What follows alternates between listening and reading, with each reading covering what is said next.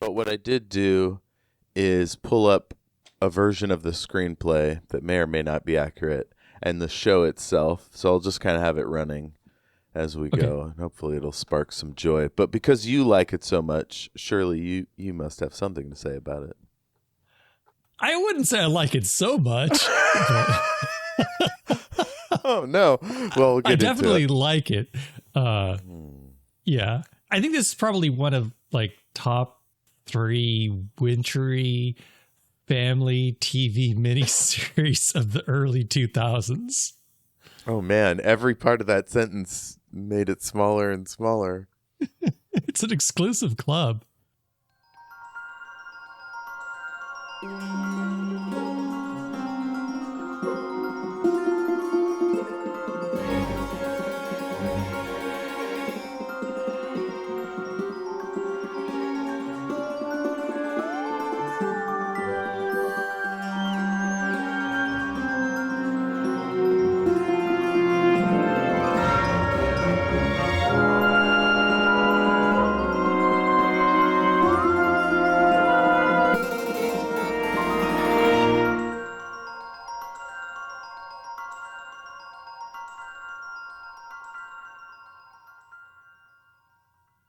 You're the most beautiful girl in the room. Oh boy. Well, let's talk about this beautiful girl in the room, shall we? Yeah, the Hogfather. Have you seen this before? I had never seen this before. Now, we should probably introduce ourselves, Yeah. unless you think it would be coy to like just dance into it without any reference to who No, that's or probably what we bad are. radio. Listener, what do Yeah. you think? Is this bad radio? It's always bad radio when I'm here. Oh, Jayme, that couldn't be further from the truth. It's wonderful to have you here. I'm Jeff. You're Jayme. And together we will unpack this fun, wintry thing on television, movie, Yeah. miniseries. The British do things in odd ways. This is 3 hours split into 3 hour chunks, more or less. And it probably aired on different days. I don't know how Christmas goes over there. Don't they have like 12 days of them? Yeah. Generally, that's when your true love gives you stuff. Mm-hmm, mm-hmm. The maids of Right milking away, and so on. though, I'm seeing a problem here. Uh, my version was 2 parts. Oh my God. How long were your parts? The first one's an hour 8, Okay. and the second one is an hour 8, and the third one is 58. Okay, I had two roughly hour and a half movies, so I think we got the Okay. same content. It might have just been like a different DVD release or something. Amazon Prime getting tricksy with it. That spooked me for a second. I was like, is there unknown hog content? We're fine, people. Don't worry about it. Got you covered. So, before we jump into the nitty gritty, how did you find it this year, this experience of the Hogfather? I think I actually liked it more this time around. Nice. Yeah. I think I've gotten to be more and more of a Christopher Lee fan. And for whatever reason, like his portrayal of death just really did it for me. I loved almost every minute death was on screen. I have to bring something to your attention that you may find hard to accept. Okay. In this film, that part is actually played by Ian Richardson, who, for whatever reason, couldn't do it for Color of Magic, and that's when Christopher Lee stepped in. Oh, So this whole time I've just been heaping praise on the wrong actor. I think so, but let me double check. We're getting off to a terrible start. So Christopher Lee's a big part of why you like this film. That's good. No, I take that all back. Oh, God. Let's see. David Warner played Lord Downey. No, you're right. Ian Richardson. Ian Richardson. Okay. Because he was pretty old at this time, so maybe he... Oh, yeah, he died in 2007, so they needed Christopher Lee to step in. Right. So you might think of Ian Richardson as the proto-Lee. The pre-Lee. This is true. I don't know anything about Ian Richardson. I know he sounds enough like Christopher Lee to fool me into thinking, perhaps the man was a criminal who regularly fleeced Christopher Lee for all he had, you know. I think last time you were on, we talked about how Christopher Lee was in some Dracula or like horror films in the 60s or 70s. So maybe there are a bunch of unreleased films starring Ian Richardson that were like the same premise or whatever, but it didn't work out. Until he finally got his break to play the role he'd wanted his entire life, Death. And his fans think he's Christopher Lee.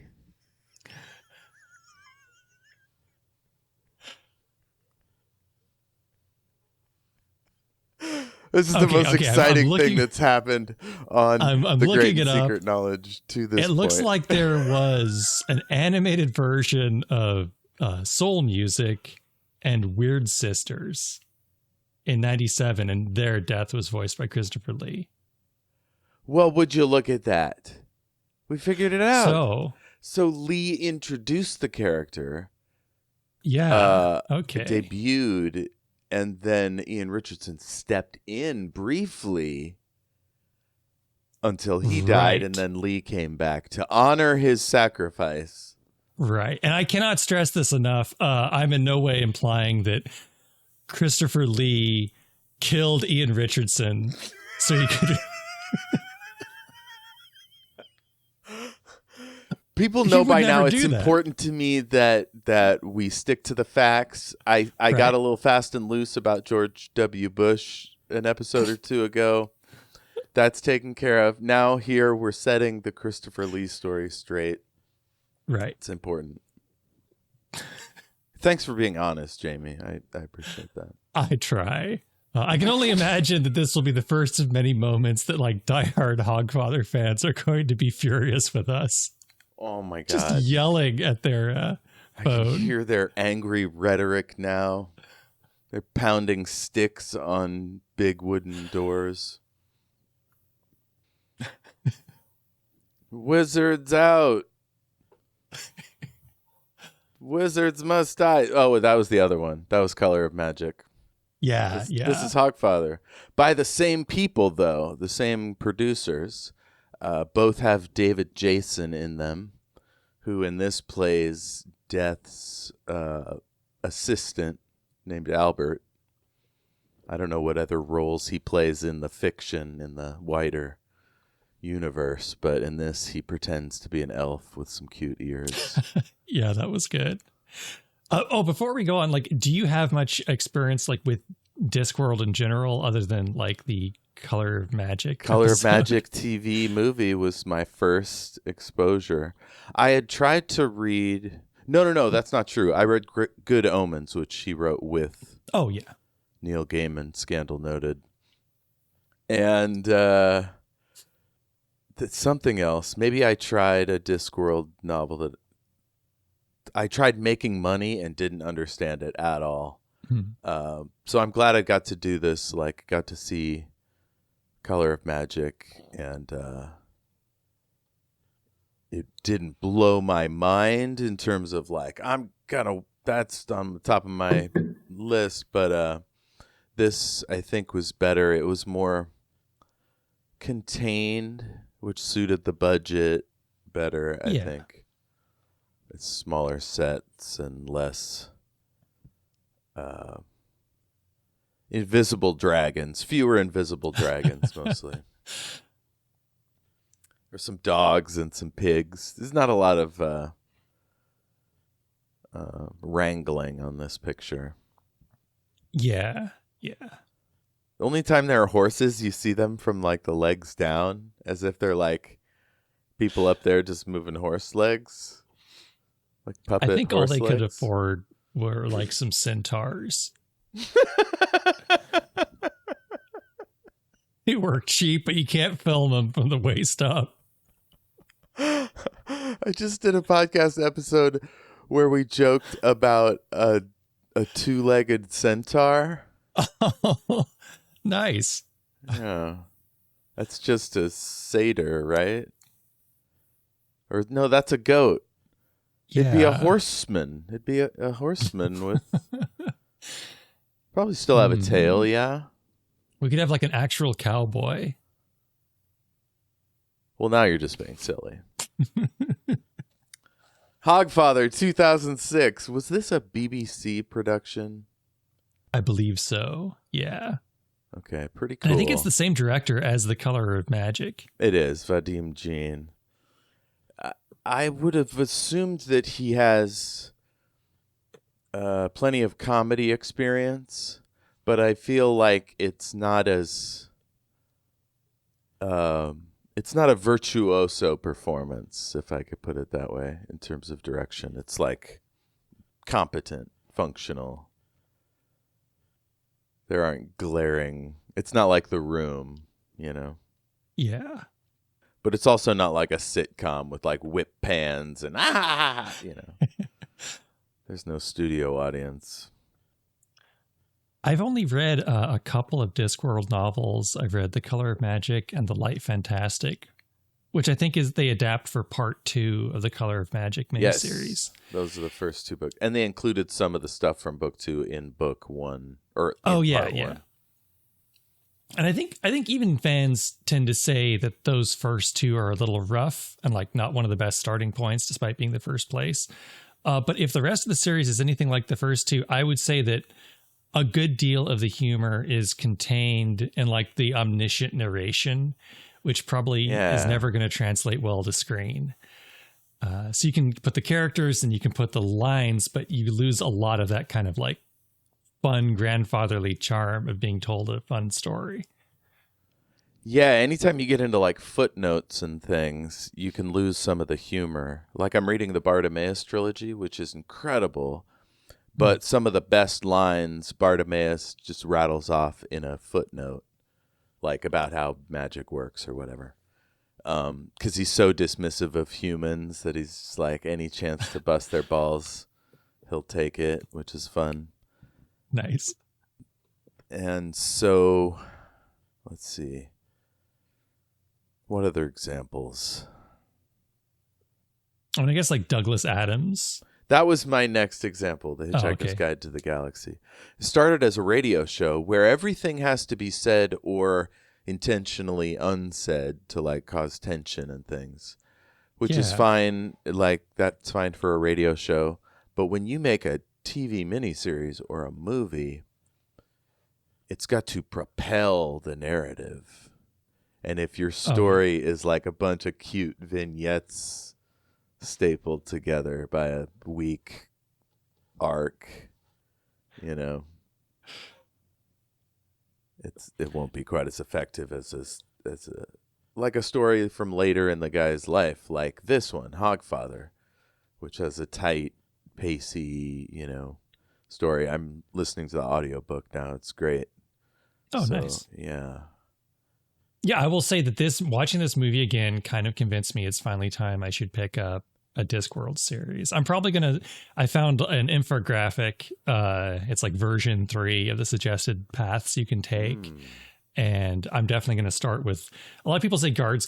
I'm starting with Mort because I love the character of Death so much. Nice. And then you just kind of go through the story and eventually you get to Hogfather. Hell yeah. Okay. Well, so the comedy isn't necessarily served by the format. And then also, I just think the director doesn't get the funny out of the players. because I get a feeling that the woman who plays Susan is a riot. I haven't seen Downton Abbey. Apparently, she's in a lot of those episodes. She just has this like aristocratic sort of vibe that I feel could suit that. And these other actors, they're like 70 years old. Surely they're good at comedy. They've been around long enough. So yeah, I'd like to see these actors in another thing to get a better sense of their vibe. Yeah. But we are talking about Hogfather and not those other things. So who else? Mark Warren as Tuah Jayme. I have trouble with Mark Warren as Mr. Tuah Jayme. I don't know. Like, I think he's kind of like, he's probably gonna be like a love it or hate it thing for a lot of folks in this movie because he's such a strange character and he stands out. He's doing this like childlike voice and he's talking like a creepy kid, but he's definitely not a kid. And he's got like 2 very distracting contact lenses of different kinds. I think at one point someone refers to one of them as a glass eye, so I'm not sure which is supposed to be which. Yeah. I do seriously love like Tuah Jayme's concept, and some of his lines are really good. Yes, I get the sense that if the actor had moderated it a little bit more, like just like a little bit quieter here and a little bit more forceful over here, but he's a little bit clownish in that it's always a little cartoony. I could see the judge from Who Framed Roger Rabbit. Oh, hell yeah. Christopher Lloyd. Like just under the surface, but I'm not sure that whatever Warren was trying for, I'm not sure it was successful. But again, I can't blame Mark Warren. He was great in Doctor Who, one of people's all-time most hated Doctor Who episodes. Really? And he was great in it. So I don't know what's wrong with those people. It was also a comedy. And I laughed several times in that one, which I didn't quite so much in this one. But like I said, it was charming. Can you Michelle do me Dockery? a favor? Yes. Can you go on Wikipedia and look up Terry Pratchett's Hogfather, which, as I read this now, was a Sky One broadcast, not BBC, unless that's the same thing. I don't know television. Just go down to cast. It's ads. Look up Mark Warren's Wikipedia photo. God, something weird is happening. It's trying to get me to pay them, and I. Oh, yeah, you got to kind of scroll down. In the middle of a show here, Wikipedia. I mean, you have to support Wikipedia for all they do, of course. Of course. That is an amazing picture. Right? It's like Sting in Cabo. Yeah, it's like Roddy Piper. My God. Whew. I was not expecting that. He played the gentleman in Jonathan Strange and Mr. Norrell. He was fantastic in that. Wow. He was like the fairy king or whatever. Yeah, so he's great. He can do drama, as we saw from that show. And he can do comedy, which I saw in Doctor Who. So yeah, I think ultimately anytime you get kind of like, sorry, I didn't mean to interrupt. Oh, please go on. I was just going to say, I think anytime you get like a very kind of particular, maybe even questionable portrayal of a character like that, the blame kind of falls on the director, right?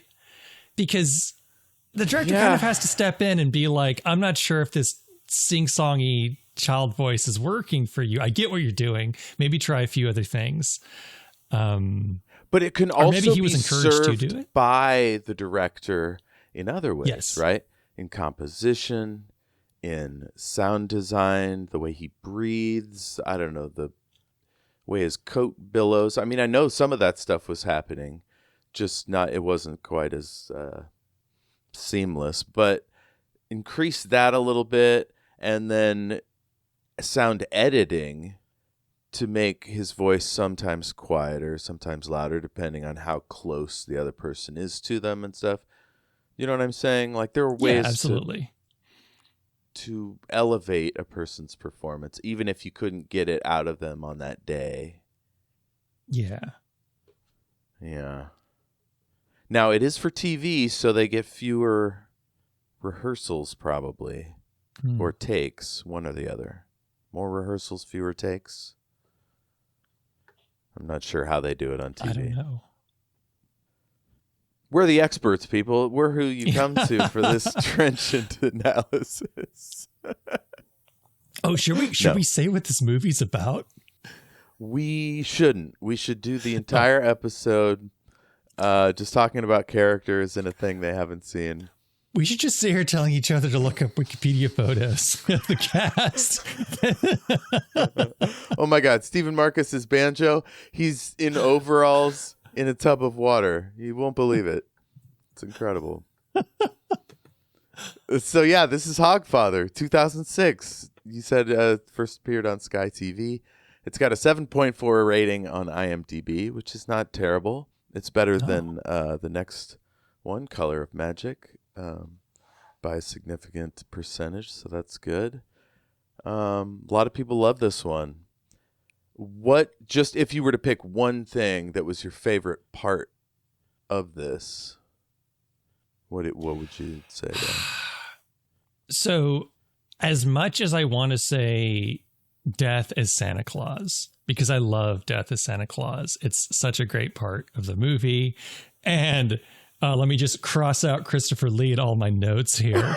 Ian Richardson did a great job impersonating Christopher Lee.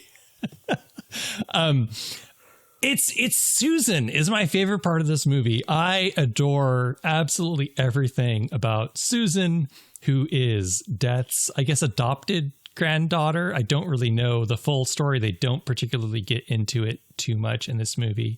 I think like Death adopts a young lady who falls in love and has Susan, as they kind of prattle that off at one point. But she is so not like blood relation necessarily. Yeah, but they said that she's barely the auditors, the mysterious robed figures. They said that she's barely human, so I guess she somehow like inherited some of Death's powers somehow. It might be a situation like how in Doctor Who, River Song was conceived on the TARDIS, or in the TARDIS rather, while on the TARDIS. That's funny that we do that with language. Anyway. River Song was conceived in the TARDIS, and so Amy was worried that she would have a time head, quote unquote. And Matt Smith was like, "What's a time head?" Anyway, she ended up having regeneration powers. Oh, cool. And could fly the TARDIS and stuff. So maybe it's like that. If you grow up in Death's house, you get witchy powers. And who wouldn't want to? I don't know. She didn't seem all that happy. Maybe she was just reserved. I'm not sure. I get the feeling like she's a very serious lady. Yes.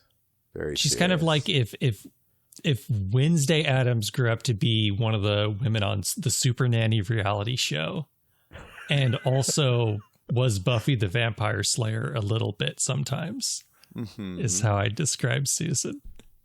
Just to get the kids off her back. Yes.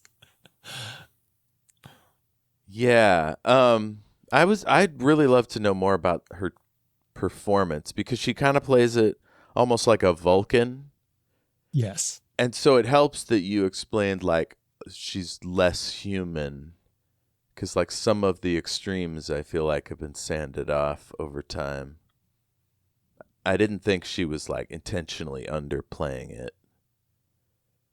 No, I think you're spot on with the Vulcan comparison. Like she's supposed to be this kind of like almost like emotionless, kind of like badass kind of person who's a little bit like apart from humanity but still cares for them, which is very much like Death in this story too.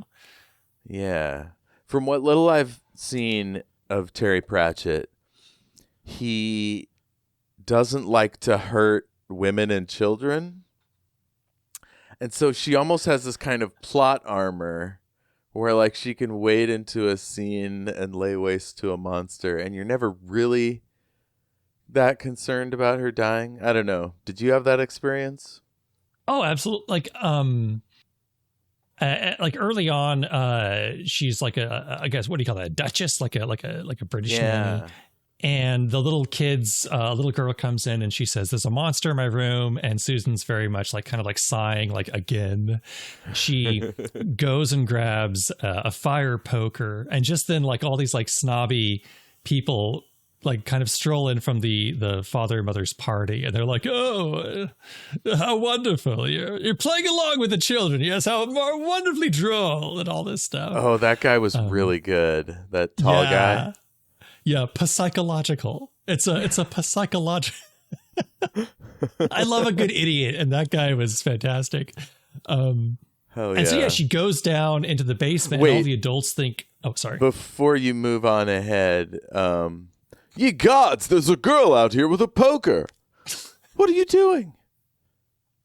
Oh, and you're going to attack it with a poker, eh?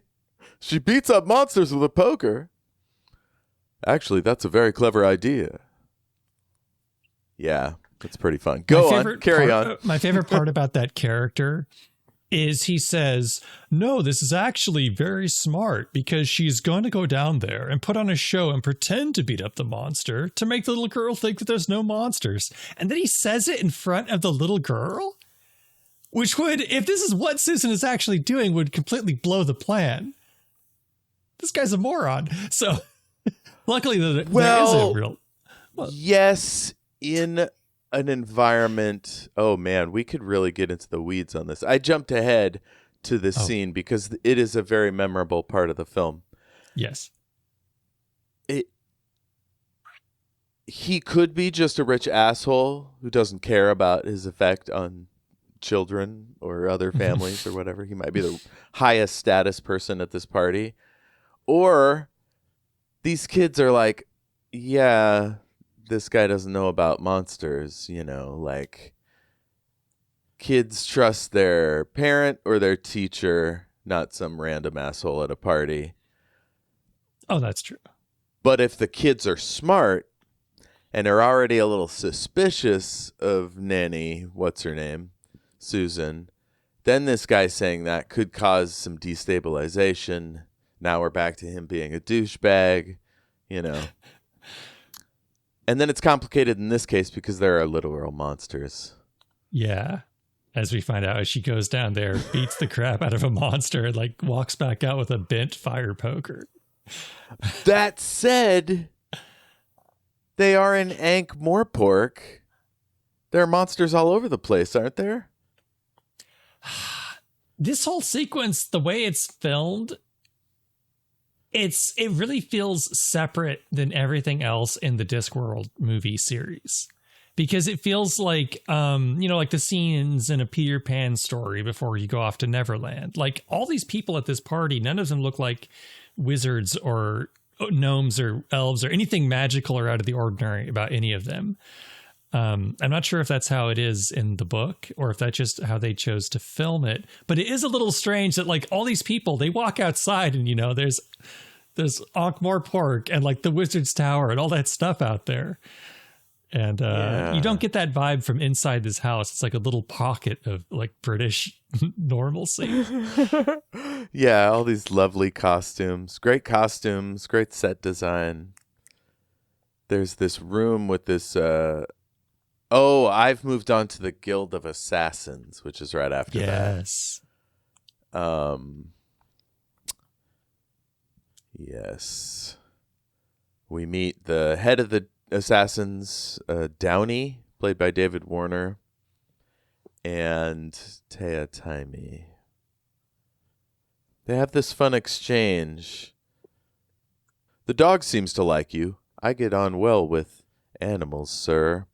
I have a report here that says that you nailed Sir George's dog to the ceiling. I couldn't have it barking while I was working, sir. Some people would have drugged it. Oh. It's fucking weirdo. Yeah. Yeah, his reason for nailing a dog to the ceiling is because it was being too noisy. One Yeah. would think that would itself cause a bit of noise. Yeah, so the guy's like, it lacked elegance. And he says, "Thank you for correcting me, sir." I'm always happy He's like- to be corrected. He's got that Yeah. real, like, that guy from Casablanca. What's that guy's name? Oh, Peter Lorre? Oh, Peter wait. Lorre. Yes, Rick. Wait, or was he Rick? Is it Rick's Cafe? Was he? Oh, my God. I know even less about Casablanca than the movie we're talking about tonight. Man. Was Humphrey Bogart Sam Spade in that one? Yeah, it's Shit. Peter Lorre playing Ugarte. And Humphrey Bogart was Rick Blaine, which sounds like a he was made-up Rick. name. It And, does. you know, Maybe he was doing an alias situation. yeah. So, yeah, we find out that this guy wants to be in the Guild of Assassins, maybe. But he has much higher ambitions. He wants to kill gods. I don't know that he necessarily tells us right off the bat, but that's his aim, yeah? Yeah, so how the scene plays out is like first the director is approached by is it only one robed figure who gives him the job? The auditors? I feel like The there are 3 or auditors. 4 of them, but maybe, only one okay. goes to him. And so they want him to kill the Hogfather, who I think the head of the Assassin's Guild basically considers as fake as we consider Santa. You know, it's just like, I'll take the job, but I don't think he's particularly real. And then one of my favorite reveals about Tuah is that as a hobby, just for fun, he sits around thinking about ways to kill immortals and mythical figures just to challenge himself as like a brain teaser, which I that's one of the best character details. I love that. And then it's revealed that he's even given some thought of how to kill death. Very weird.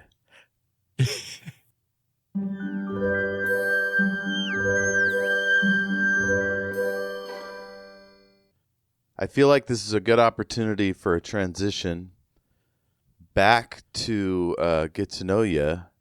Do you have any holiday traditions that you continue or that you did when you were young?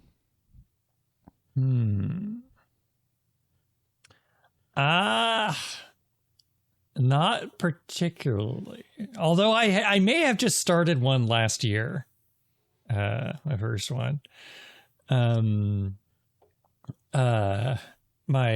good friend Christy, who you know from Shattered Worlds. So RPG. she told me all about the Yule Lads last year, and I got super into the Yule Lads with their weird lore, and so to celebrate, like technically you're supposed to. It's an Icelandic Christmas folklore, and like technically you're supposed to put out like little offerings, I guess, to keep them from going full gremlins onto your house. So instead though, I made little basically like puppets of everything that they'd come for. So for like, say, when the night that Spoon Liquor comes, I made a little spoon, and then I wrote a little story about how like I saved the spoon, or the spoon came and did something clever to ward off Spoon Liquor. And so this continued like every night for, I guess, the full 12 days. And I still have a few of them. I've got like a cow made out of cotton balls with like little toothpick hooves and horns. So That's I did that. fantastic. Sophia, who's covering the Vor game with me, she's from Sweden, and she said they start doing holiday stuff December 1st. Oh, wow. What the hell? It's out of control. I think a lot of it has to do with fish. So tons of fish over there. It's a big fishing population. Yeah, I could see that. Also, reindeers. Do they have reindeers? Moose. Mises? Oh no, this again. How about you? Do you have any holiday traditions? Well, I haven't celebrated many of them in a while. We used to get a tree either the night after Thanksgiving or Christmas Eve, depending on money that year. We usually try to get a noble fir. I haven't even put up the plastic tree that I have yet. I don't have enough room for a full-on production in here. I've got, because I brought my podcasting setup out into the living room, so that ate up a lot of real estate. Oh, yeah. Plus, I'm not really having anyone over, and my roommate doesn't seem to celebrate.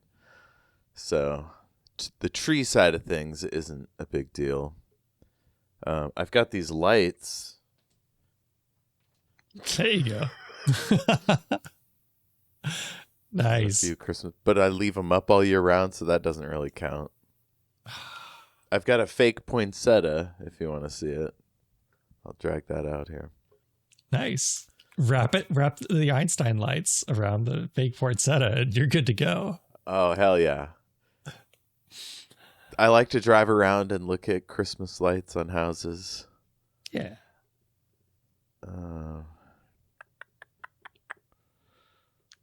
Yeah, I think that's about it. I do a lot more if I'm in a relationship, because usually they have a lot of ideas. But I'm pretty I like ritual, and that includes podcasting, podcast editing, reading, writing, television, repeat. Yeah. Oh, also showers, baths, food, work. Yeah. I try not to think about work, though. Do you have any movies that you like to watch around Christmas? Not really. That's weird. Yeah. I like Elf. I used to watch The Ref sometimes, but it's Kevin Spacey, so I haven't really watched that. Oh, I forgot he was in that. Yeah, that's rough. Yeah. Yeah, Christmas was always a fun time with the family, but then we got estranged and it got all weird. So I don't try that hard to keep it going. Because it's I'm here, I'm happy, I got all my things, I don't need a bunch of to do. I don't have any religious feelings about the nature turning over anew, and because I know what procession is and how it affects the seasons and when the sun comes up at a certain time or whatever. I don't need to light a fire in the woods or anything. You do have to make a blood sacrifice, though, as we learn. Oh, no. Oh, man. I'm getting all sorts of homework on this program. Blood sacrifice. I'll From see who's available at work. Yeah. Yeah. I'll talk to some people. Just in case you're wondering if that's something I do. No, that's the movie. Yes. All right. Well, let's get back to Hogfather. They call killing people inhuming. I don't know what that's about. I don't either. I wonder if it's kind of a play on how organized crime will sometimes, speak in flowery metaphors for unsavory deeds or something. I couldn't tell if it was that or some neutralized, whacked, that kind of thing. Yeah. Liquidate. Yes. I felt like Liquidate was big in the 80s with the rise of killer yuppie bad guys in movies. Yeah. So all the party guests are at the bottom of the stairs looking on in excitement while she does battle with a monster. And it wasn't that interesting, if I remember correctly. No, it's all Foley. It's just audio from the basement. You don't get like a fun like martial arts action scene. And the poker is destroyed. Yeah. Well, that's it for the party. And that's kind of the setup here. We've got, an assassin's guild hired by some creepy, they very much feel like TV villains of the week. Like, this week on Doctor Who or whatever, these robed guys, the auditors. And you've got Death's daughter. And then you also have Death, who's just chilling out with his snow globe collection. Or, no, wait, hourglass collection. Yeah, he's got tons of those things. And we find out even the immortals have their own hourglasses. Even though, like, technically they can't die, they just have them just in case. They have their own whole special room. One thing I thought was kind of interesting about this movie is especially part one, or I guess part 1.5 for you, is it plays off almost like a mystery. They really like Tiatame's plan is very close to his vest, and it's like go kill the Hogfather, and then he veers off and immediately starts going after the Tooth Fairy. And you as a viewer really don't know what's going on for like a good hour and a half. Yeah, it looks like he's doing some kind of spell, but you don't know what it portends. From the beginning, I thought he was trying to kill Death, but it turned out that Death getting involved was a surprise to him that he just jumped on. He capitalized on it. It turns out this script I found isn't very useful. Oh, okay. It has no, what do you call it? Stage direction, so it's hard to know where one scene goes just to the dialogue. next. Oh, it's like a transcript of the dialogue. Yeah. Oh shit! And then I did something weird. Go ahead. Tiatame, he goes and he recruits. I guess these guys are thieves. I thought it was a little confusing because apparently the Assassin's Guild is color coded. And at first, Tiatame's wearing brown and like he has to earn his black clothes, I think they mention. But then he goes and recruits these dudes who are, I believe they're just thieves, but they're all in black. So I don't know, costume designer, you needed to get with the program. Maybe there's a reason for it in the book. I think take the black is like a term of art. I think you can dress however you want when you're out and about. I retract my complaint. But you may be right. It may be a directing choice that could have gone a different way.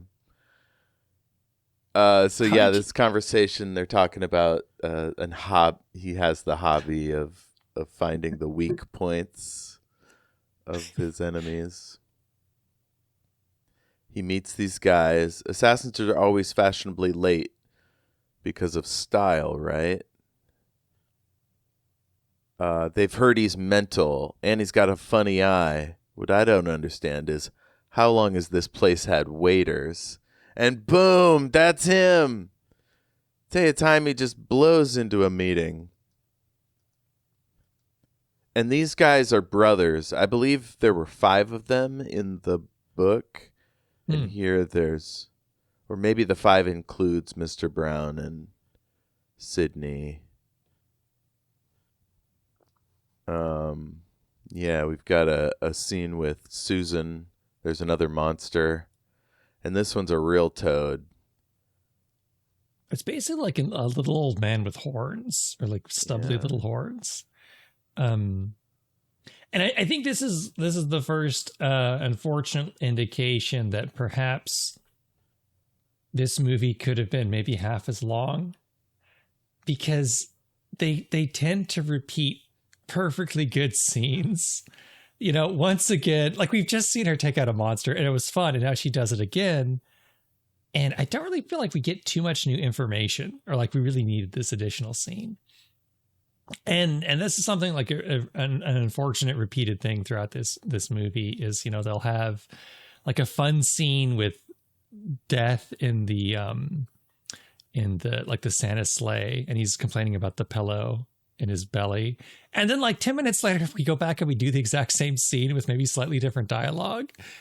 And it's just like, oh, come on, guys. Like, I love this movie, but I don't love how much you made of it, because we just saw that. This monster was afraid of a fluffy bunny blanket, which I feel like is a cute idea, but it did not work in practice. The guy, the way he's waving his hands, he's like, no, don't, please. No, bunnies. I'm gone. Yeah. So that was a bust. And the girl even calls it, they put a lampshade on it. That wasn't as much fun as the one last month. You know, the one when you kicked him in the trousers? Yeah. So we got Banjo, classic slow guy that is taken advantage of by his fellows, who in this case are two of his brothers. Fucking Tuah says he looks like a volcano. And his brother does not enjoy that. Want to be fashionably late, do you? I do so hope we're going to be friends, Mr. Medium Dave. Ugh. Medium Dave is pretty funny.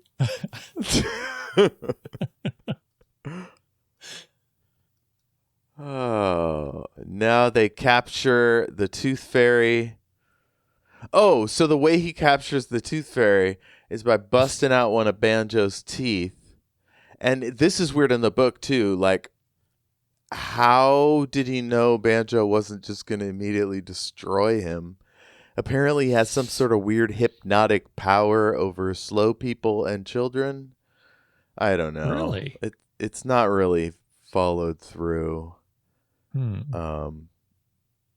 But that is a trope that's unfortunate in media. I was going to say science fiction and fantasy, but I think it leaks all over the place.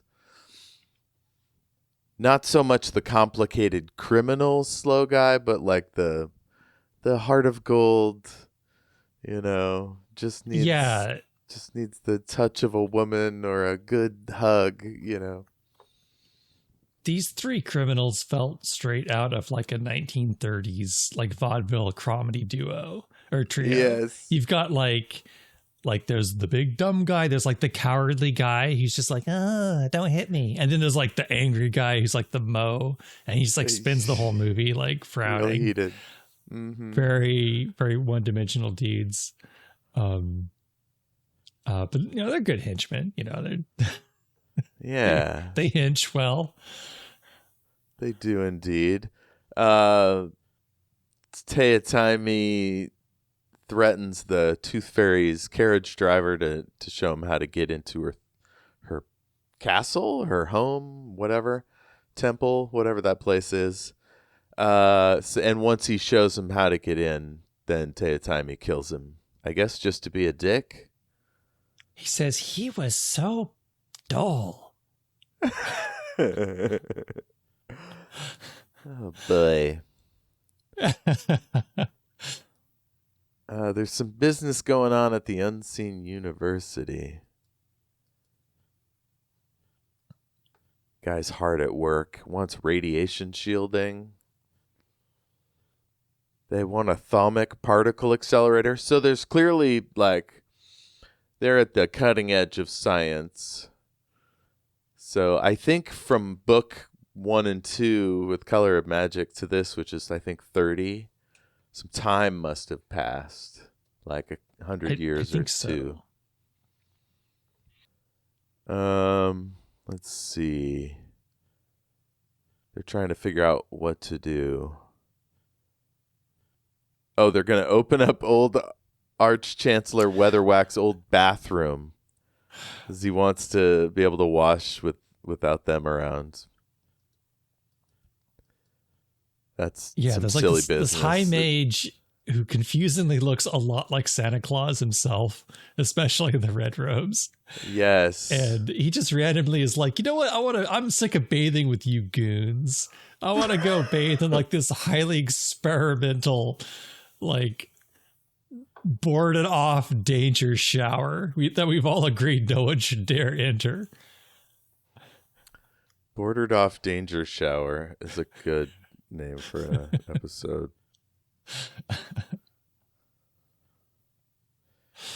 It's funny, since going to this formatted show, funny names for episodes just don't work. Darn It's a it. shame. Yeah. Oh, I'm at an ad again. I'll go through the screenplay here. Let's see. Bathroom. Ernie. So this is where they go through the wall. What's the worst that can happen? You'll lose your job. Whereas if you don't, you'll die. Back to the bathroom. I think the bathroom thing is padding. I don't know if it adds anything to our... It really feels like padding. Yeah. I didn't... And the sad thing is, like, I actually kind of enjoy the idea of, they got a funny line where, like, the head wizard's like, he's not listening to any of the underlings who tell him how dangerous the shower is. And they're like, you don't get it. Like, everything this guy ever made is highly dangerous. And the head wizard goes, well, what about that handy potato peeler he has in the kitchen? And they're like, you mean like the cuticle trimmer? That's what it was originally made for. You know, the thing is, do not go in the shower. Which it felt like a funny sequence, but again, it's like 5 minutes. And yeah, it's very much like just eating up the screen time. And we could have probably introduced all these guys in like, a minute down the road and more economically. Yeah. Well, they play such a minor role that, like, I don't even know if we need to know anything about them individually. It's almost more confusing to be like, well, which wizard is that? Which is he going to do anything of note? I mean, really, the most they do is let Teotihuacan cut their table in half and then fuck off. Yeah. There's a little bit of stuff later on with like the Hex supercomputer, but that could have been like a library that they go to or something. We really didn't need all this backstory to justify a little exposition. Yeah. The auditors, we see them outside the Tooth Fairy's castle. Death comes and visits Ernie, the guy that just got shanked.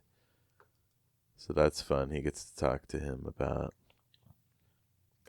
Ernie says, he could have killed me. Yes. I always keep a nip on me these cold nights. Keeps me spirits up. Indeed. So here I'm like laugh. I'm getting ready to laugh. These are some good lines. How am I going to explain all this then, eh? Sorry.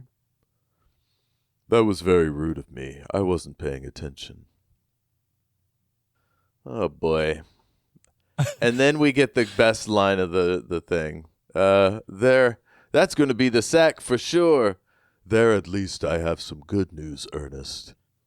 And then again, I also have some bad news. Yes. That was a great line. Very nice. Auditors, there's 4 of them there. What did you think of the Tooth Fairy's castle? I wasn't really a fan. It felt like the movies, like anytime we got to the castle, it pretty much, I don't know, it just felt like the plot would stop. More like kind of like eating up time. Like the overall look of it is good. And I like the idea that like in the castle, which is a place like for children, there's no such thing as death. So as this assassin goes around killing the Tooth Fairy's guards, who are just like goofy dudes in like tights and like tooth helmets, when he stabs you, you don't die in there. It just kind of like the castle just dumps you over Ankh-Morpork and you just randomly fall on a building and die because you cannot die in the castle, which that's a cool idea.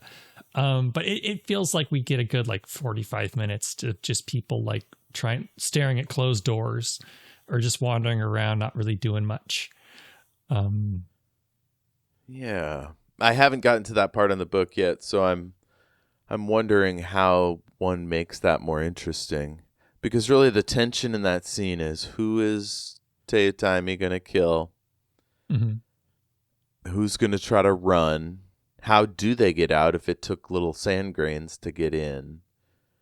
You know, it becomes a little bottle episode. But when you keep cutting away, the tension is drained. Do you know what I mean? Yeah, yeah. Like, his death can go anywhere and do anything. So it's like a very different experience happening in and out. Yeah, for sure. I did like the big windows full of teeth. Yeah. Yeah, they have some good set design in the Tooth Fairy Castle. And I clearly remember, like, the first time I saw this movie being pretty intrigued by, like, what the heck is going on. Because, like, none of this has anything to do with the Hogfather, and the way they present it is almost like Death conducting like an X-Files investigation, and he's going around snooping around for clues and stuff. And later Susan, which is interesting. You know, you don't usually see that in like a Christmassy family movie. Yeah, and the other thing that's weird about the story is there's two narratives that are stovepiped apart, which is Susan facing off with Tayatime and Death hunting the Hogfather. Yeah. To the point where the story is happening right behind Death, where Ernie just died. And has no idea. He's just off to the next thing. Mm-hmm. That's an odd way to stage that. I mean, I guess it could be like that in the book, but it seems an odd choice. I don't know.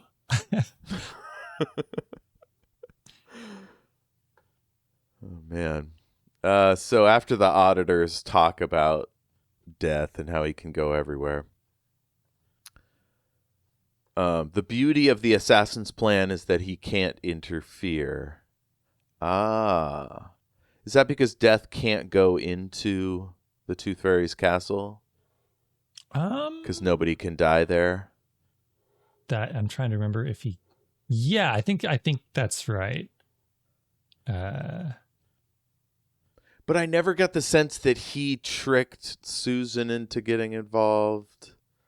Like, it just feels like happenstance.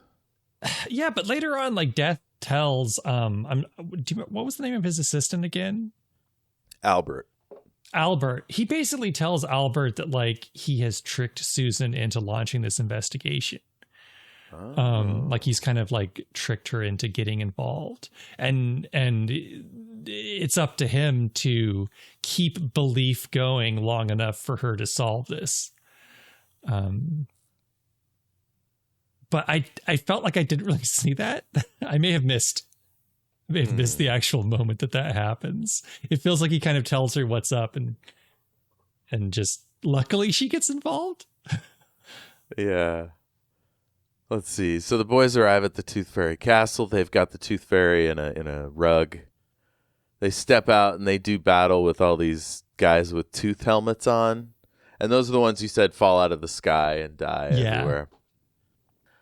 And because those guys die on roofs, even their deaths are irrelevant. It's not like the city watch is roused to go investigate. There's just... Poor guys, we're alive, now they're not. Barjo smacks two of them in the head like Dracula in Salem's Lot. Hey, just checking in here from the future to correct this before anybody gets mad. Barlow is the vampire in Salem's Lot, not Dracula. All right, back to the show. I'm not sure what they learn in there. Next is Albert and Death in the mythological persons room. And he asks, how can one of them die? And doesn't get an answer. And we see that three of them are Soul Cake Duck, the Tooth Fairy, and the Hogfather. Are those the three that are closest to death? Or I think Soul Cake Duck has already died. And the Tooth Fairy's next. And then the Hogfather's next after that. Oh, okay. I think that's why he's paying attention to them. There was this weird business about a bookcase sliding and them going through it. Oh, that's how you get to the mythological person's room. So next we're back at Susan. We see her in the room with the painting. There's a painting of a house. We're back at the Tooth Fairy castle. They unroll the Tooth Fairy. Is her name Mrs. Bottler? Miss Bottler? Yeah, I like that name. So she's just a regular human? She's not a mythological person? I think I got the impression that she was like an employee of the Tooth Fairy, like a Santa's elves kind of a deal. How strange. But it felt to me like she wasn't like the big wig. The actress has a very funny portrayal, though. She like talks a mile a minute, and Tia Taime's trying to get information out of her about the castle, and he wants to solve this and that like secret mystery, and she's just like blah blah blah blah blah blah blah blah blah, like this very funny, like nervous energy, talking a mile a minute kind of a way. I thought that was a really good take on the character. Indeed. I'm just going to breeze past the bathroom scene. There's literally nothing to it. There's this nice moment where Tia Taime is telling them what they're supposed to do. And one of the thieves is like, what are we really doing? And then he stabs his knife into the cabinet and all these teeth come pouring out. Yeah, I like that shot. Put them in a pile. That's millions. There's going to be a lot of teeth in this pile. Yeah, if you are at all sensitive to the sight of millions of teeth, of human teeth in a big bonfire pile, maybe avoid this particular Christmas movie, because one wouldn't think that that's something you'd see in a fun time family Christmas movie. But oh yes, you see this. Thankfully, like they're all magically cleaned before being stored. And apparently the castle is hermetically sealed because they're not growing bacteria or mold or anything like that. Yeah. And then two of the brothers kind of talk about Tia Taime. What's this really all about? Does he believe in things like the Soul Cake Duck, the Sandman, the Tooth Fairy? Yeah, even the Hogfather. 'Cause after we're finished here, not even he will. What does that mean? Not even he will believe in him? I don't know. That line was a little bit. We've got Death comes across what's his name's Hogfather's jacket and his sleigh and all that. What's going on with these kids? There's a scene here with Susan and the Chillins. Look, you've always believed in the Hogfather, yes? Well, if you don't believe in him, he won't come down the chimney. What do you think? That seems kind of like manipulative. I mean, it kind of feels like they're putting more of like a religious bent on Santa Claus, the Santa Claus figure, right? Because it's not like behavior. If you're not a good boy or girl, you won't get your presents. It's more of like if you don't believe, you won't get your presents, which is a different take on Santa. Although I guess like if Yeah. you flat out say like I don't believe in Santa, your parents at that point will stop pretending maybe and just hand you the presents. I feel like they'll still give you the presents. It's not like Hog's Watch will be canceled completely. Yeah. Although as we get older, I don't know about you, but I am less fussed about presents. Yeah. I like little like handmade kind of stuff, like from the heart. Hell yeah. Yeah. I'm scrolling through the screenplay. I feel like I've skipped a bunch of stuff. There's a mouse death. Yeah. Who's voiced by the actress who plays Susan. Oh, well, that's cute. Apparently it's got a bigger role in the novel, but I was just delighted to see a death mouse death. Like a little mouse You were runs along delighted, this huh? Yeah, it's cute. It's really cute. Just the thought that like every animal has its own little death is very appealing to me. So he's reading a note. He's filling up stockings, but he's filling them with spooky shit. Victim figures not included, 3 to 10 years. See, this is where we start getting into the fact that 3 years before this novel came out, The Nightmare Before Christmas hit the theaters. Mm-hmm. And that's fine. You know what? I say why stop here? Let's have 10 more books and movies where a skeletal figure becomes a replacement Santa and traumatizes children with spooky gifts. That should be its own genre. Oh my. More bathroom business. He's turning a big wheel. It's very like sensual with his body rippling. Pretty exciting There's a lot stuff. of old man torso. More than I'm used to seeing in my day-to-day business. And exquisite close-up. So if they ever do a 4K remaster, like every gray chest hair will be on display. Hell yeah. So he has his first job and he feels like his beard's a bit of a tricky wicket. It's a terrible disguise. I mean, he has a skull face. I don't know how you get around that. Let's see. Going down the chimney, where's the sense in that? It's got to be chimneys in it, eh? A bit like the beard, really. Do you think these little buggers would be writing to someone who could walk through walls if they knew? Oh, and that reminds me, the ho-ho-ho could do with some more work, if you don't mind me saying so. David Jason does a really good job here. He was my second favorite, I think. Oh, what was your first element? I don't remember if you told me. Susan's oh, the yeah. top. She's great. I just She's love great. a strong, aristocratic lady. Yeah. Yeah.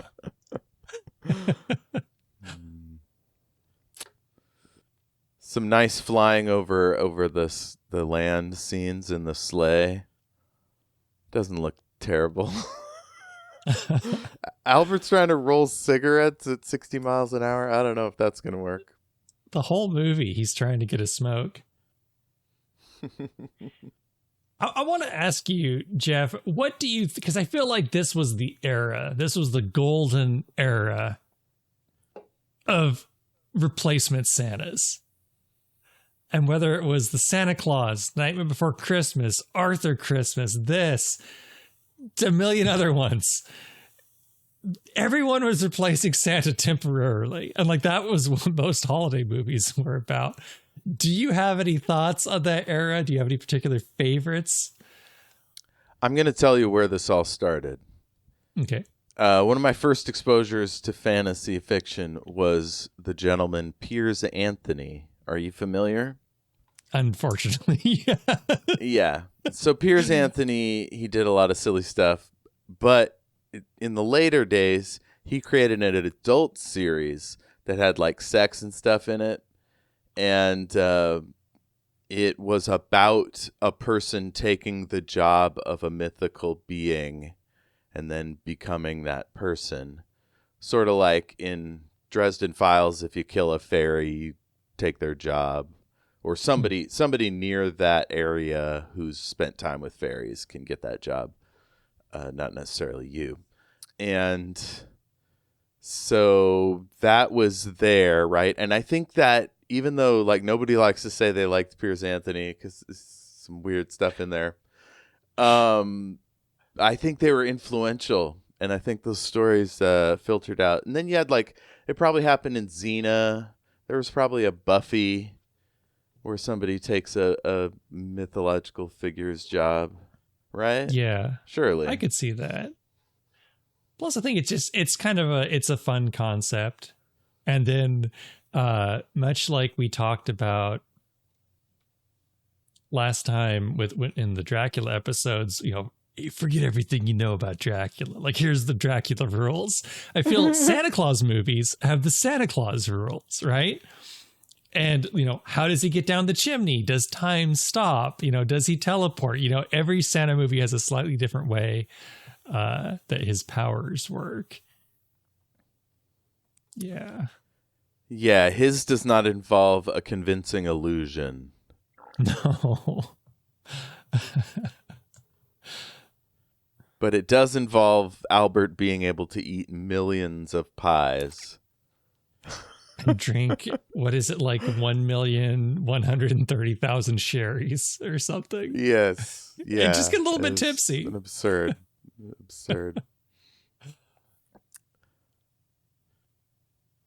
Never say die, master. That's our motto.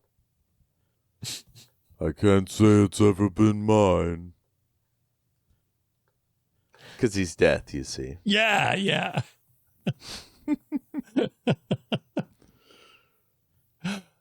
Well, after that, we're back at Susan looking at the mantelpiece. She hears some stomping. What's going on in this scene? Something's coming down the chimney? Maybe? Does this ring a bell? No. There's knocking outside? Oh, it's that raven, isn't it? Oh, I love that raven. That raven is like, what's that thing's name? I forget. But remember, he kept like demanding specific like Christmas treats. Yeah. Back at the Tooth Fairy Castle, there's a bunch of tension between the folks. Faith in the Hogfather is fading. The wizard wants to leave, and what's his name? Teotihuacan is like talking to him all quietly, as usual. Because if the Hogfather still comes to town as a result of a magical misjudgment on your part, then you will no longer be my friend, Mr. Sidney.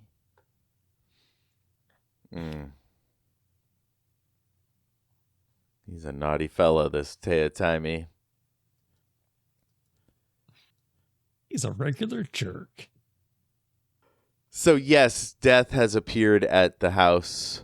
Do we have a name for where Susan works, this family's house? Just random Victorian family. I don't know. Yeah. It's a time when people are meant to feel good about things and to eat until they explode. A time when they want to see all their relatives. They don't want a skeleton at the feast. Especially one, I might add, who's wearing a false beard and has got a damn cushion shoved up his robe. I mean, why? Albert said it would help me get into the spirit of the thing. Man, I'm telling you, these are some good jokes. I feel like they're just not hitting as hard. You know what this means? We have to write a Hogfather musical and get to Broadway. Yeah. I'll have my people call your people. We'll do it better. Again, we have just like 7 furious Hogfather fans right now. And they're delighted to hear that someone's doing a Hogfather podcast, and they just cannot wait to yell at us for getting so many things wrong. Hell yeah. At least 3 of them are holding up already written musical books. They're like, oh, yeah. I have it. I've been trying to get this made for 13 years. Nobody will return my phone calls. We'll talk to you. Great and secret knowledge. We got you covered. Yeah. Get at us, Hogfather fans.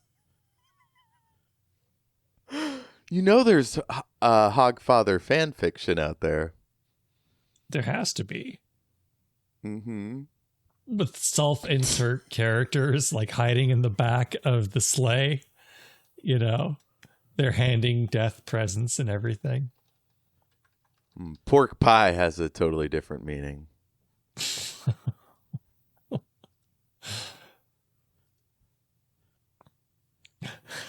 I don't know what that means.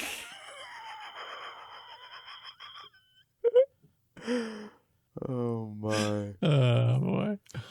I'm scrolling through these Hogfathers to see if there's any with like dirty tags. You're actually looking up Hogfather fan fiction. Yes, this is pivoted to our new adult Hogfather fan fiction steamy readings podcast. It's a Patreon exclusive. Amazing. There's so much. This is the problem with Terry Pratchett, is he's too wholesome. All the fan fictions are wholesome, you know, togetherness and bonding and stuff. Not necessarily a problem, though. That's fine.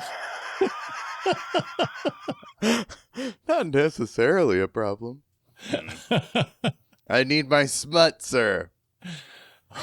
Fine. I'll get started on some Hogfather smut for you. Oh boy. Yeah. So she's like, Susan's like, you got to get out of here. Whatever this is, just put a stop to it. Yeah. She doesn't want his life interrupting hers. She calls it the old circus, which suggests that there are more wacky characters in Death's orbit. I can't wait to hear how Mort goes. Maybe we'll meet some of those. Albert's stuck in the chimney. Apparently Albert is a pixie, but he's not that small. Huh. There isn't an entirely appropriate human word for where Hogfather is, so let's settle for gone. He has become the spirit of Hogswatch. So this is how we learn that somebody could be one thing and become another. He used to be the spirit of Hogswatch or whatever pagan pre-ceremony, and then he became this like fun guy with the robe and the hat and all that.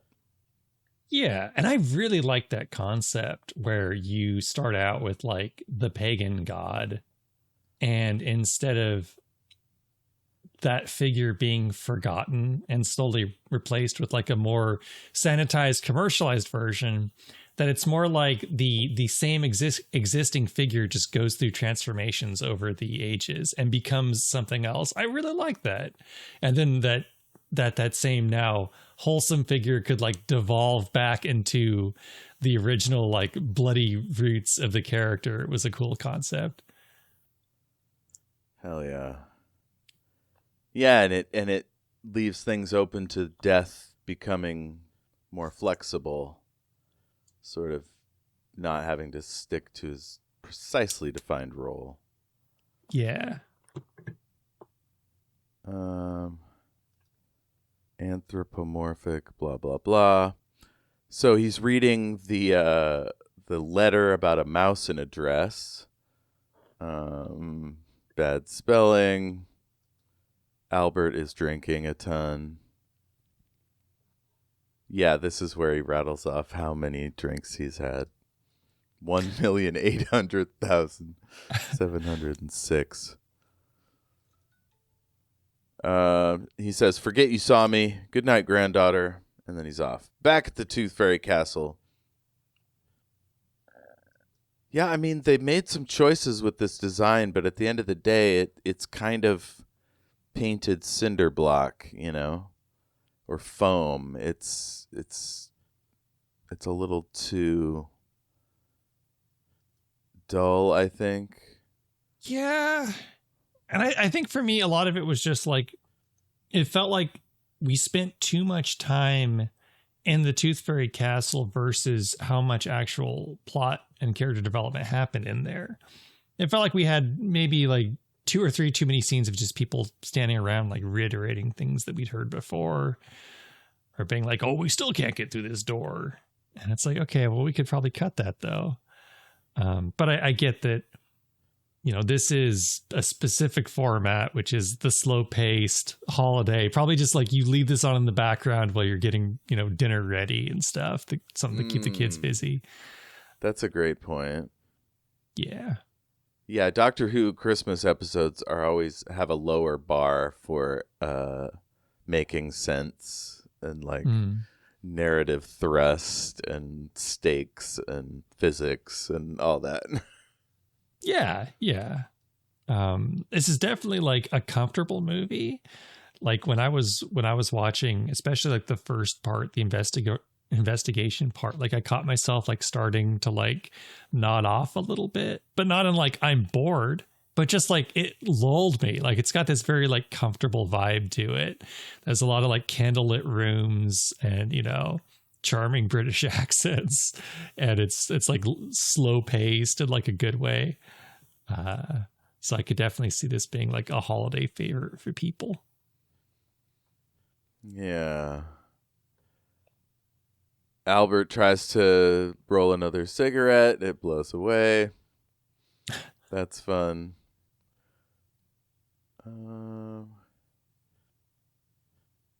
Susan is thinking out loud. Has he done something to the real Hogfather?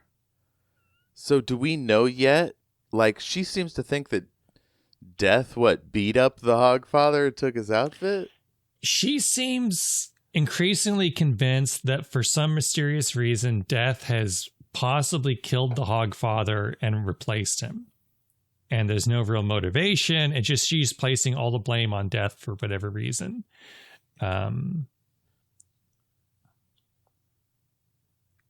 Especially once she gets to the immortal hourglass room and finds like the shattered Hogfather hourglass. That's when she's like, "Oh, Death, what have you done?"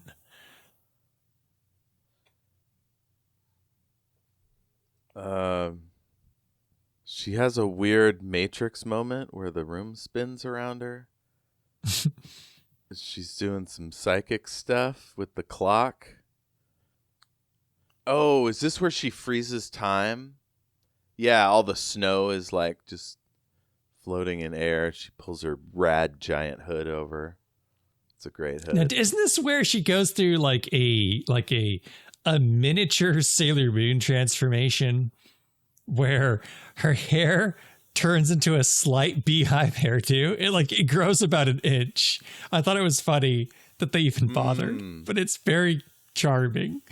And she's got like that cool, it's like, I can't tell if it's white or platinum blonde, but then with the black streak, and then it just kind of gets like a little bit taller. And then she gets like a cool robe. It's like her investigation robe. Back at the bathroom shenanigans, the engineer is working on the shower while dude is talking about the Veruca gnome. Oh, God. So I guess they don't know about athlete's foot or wart, fungus, transmission, whatever. So they blame it on gnomes. Well, this is where we're introduced to the concept that the lack of the Hogfather has created an overabundance of belief, which is kind of an interesting concept.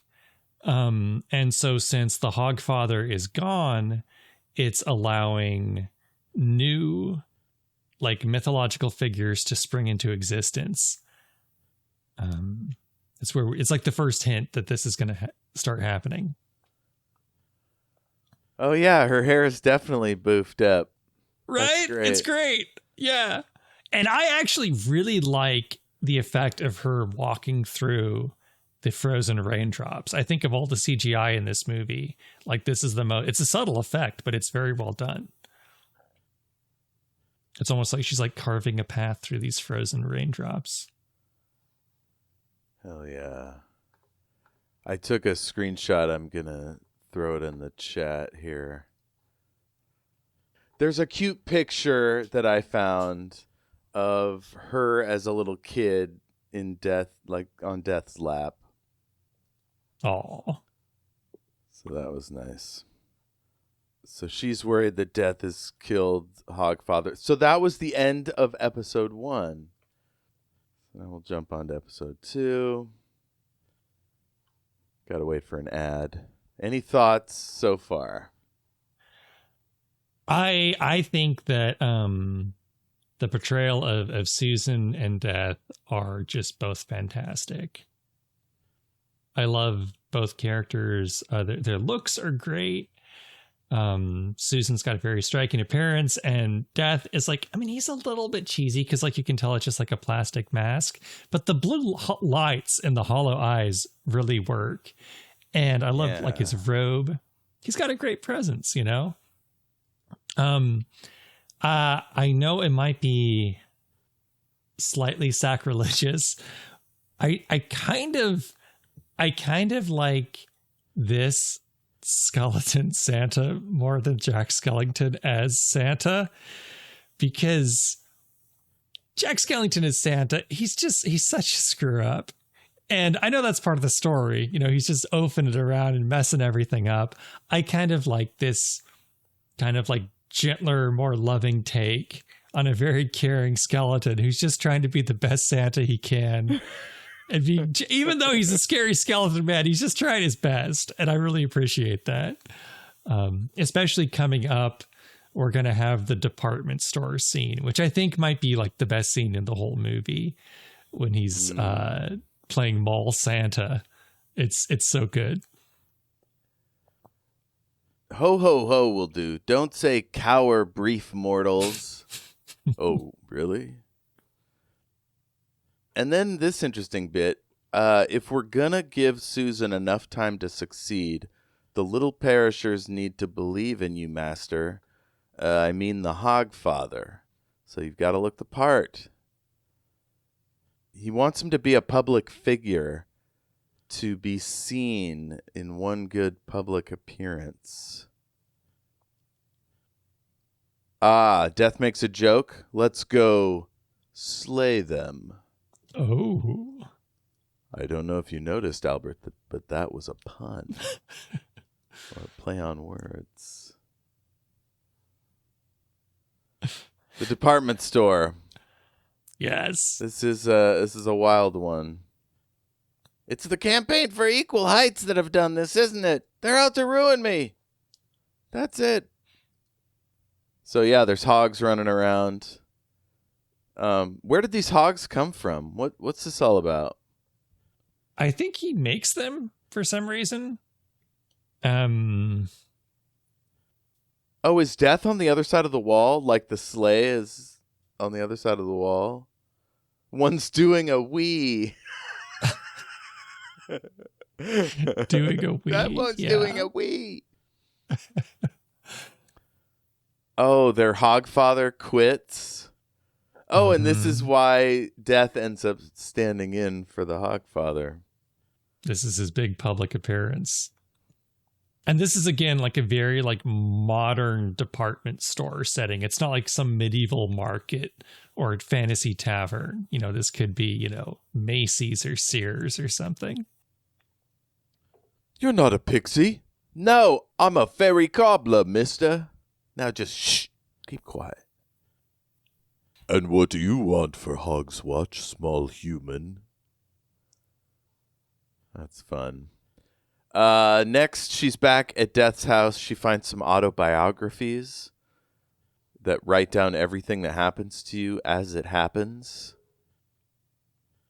The Raven's there telling her the exposition. Ethereal runes. I suppose a bit of warm liver's out of the question. Warm liver. Just as warm. Yum. Mm. Oh, we're back at the bathroom with the wizard. All this wizard bathroom stuff, just no. He finds a little wizard guy. Not a little wizard. What is this little guy? He was in a bag. Oh, is he the imp of baldness or something? You mean you take things away? Not take away as such. It's more sort of bring. Bright new teeth, like a new Veruca. Oh, he's the Veruca gnome. Oh, okay.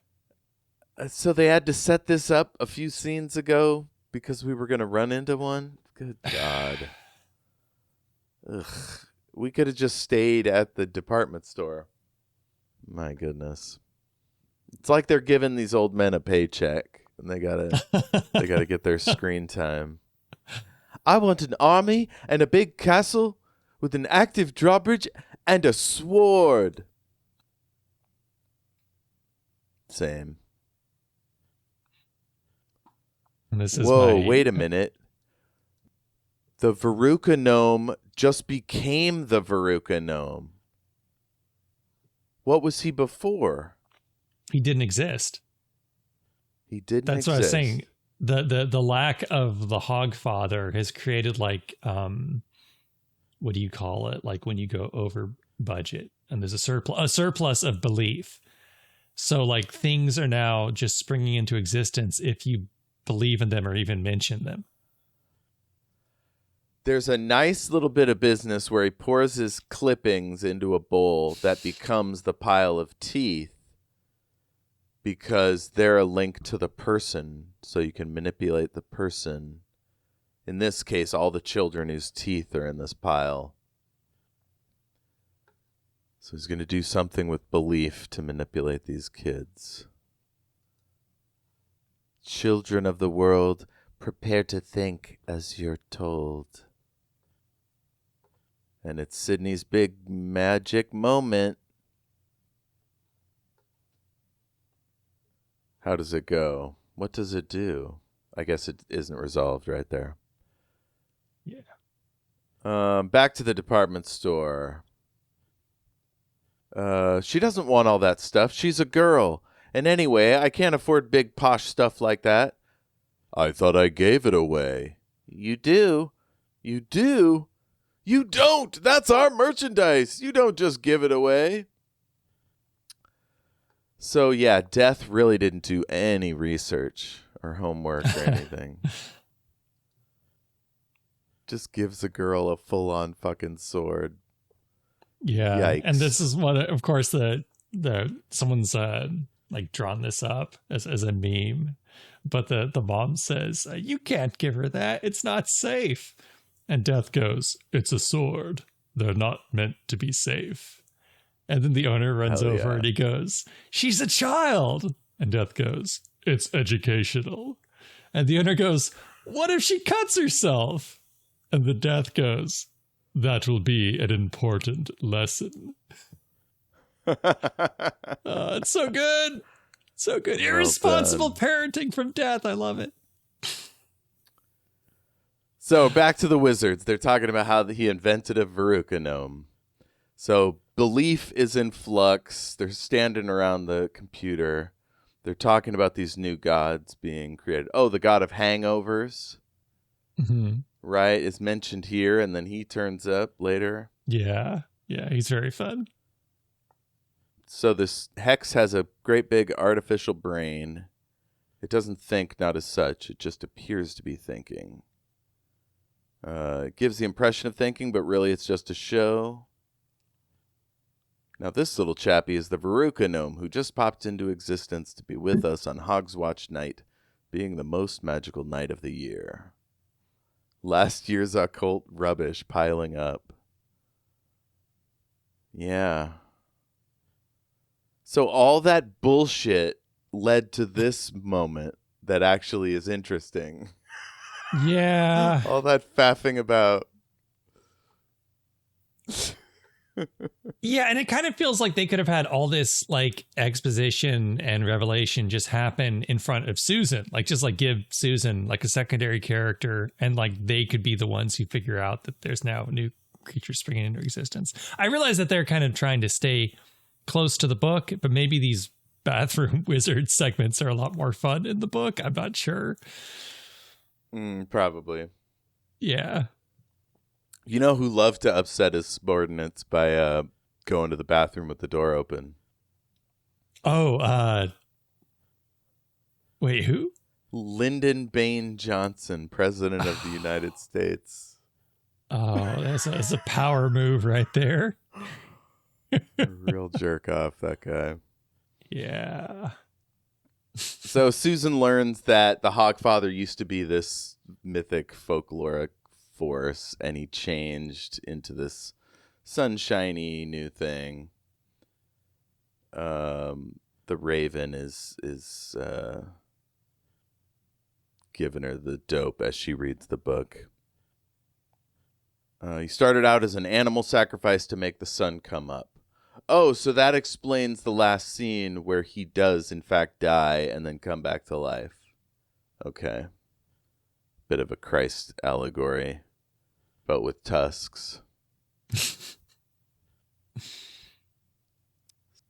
Corporal Nobbs of the Watch, and this is Constable Visit, sir.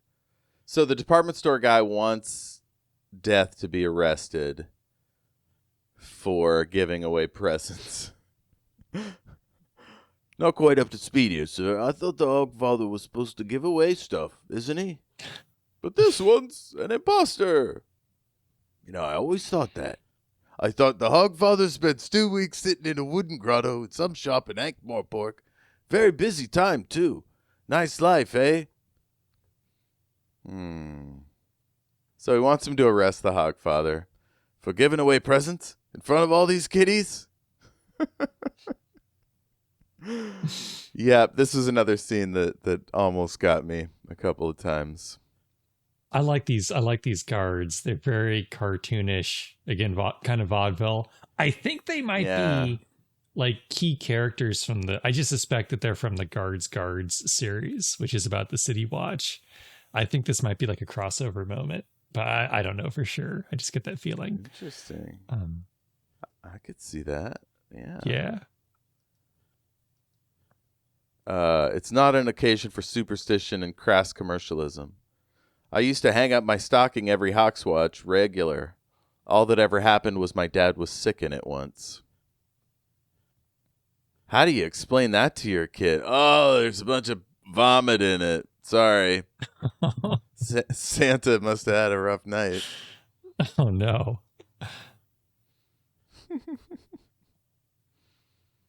So back to the Tooth Fairy's castle. Taime and Sydney are talking about belief and how all these things work. If the sympathetic magic doesn't work, you will find me very unsympathetic. Yeah. It's got to be tiring to have to put on that level of show all the time around your subordinates. And they're always lipping off, and so you have to, like, do it again, you know? Yeah. Get real quiet. It's like, why not just cut off an ear or something? Just save all the chatter. Or just, buy him a pizza, little honey instead of all that vinegar, Cut back to the department store, and Death has just bribed the guard with a fancy new crossbow.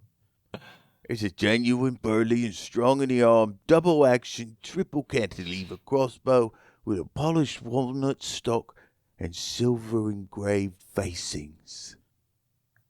Oh, that sounds nice.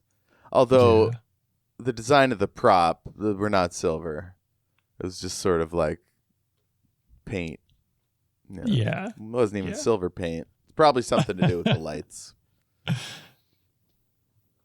Back at the sleigh, they're talking about how it's going. They'll believe, all right. They'd better.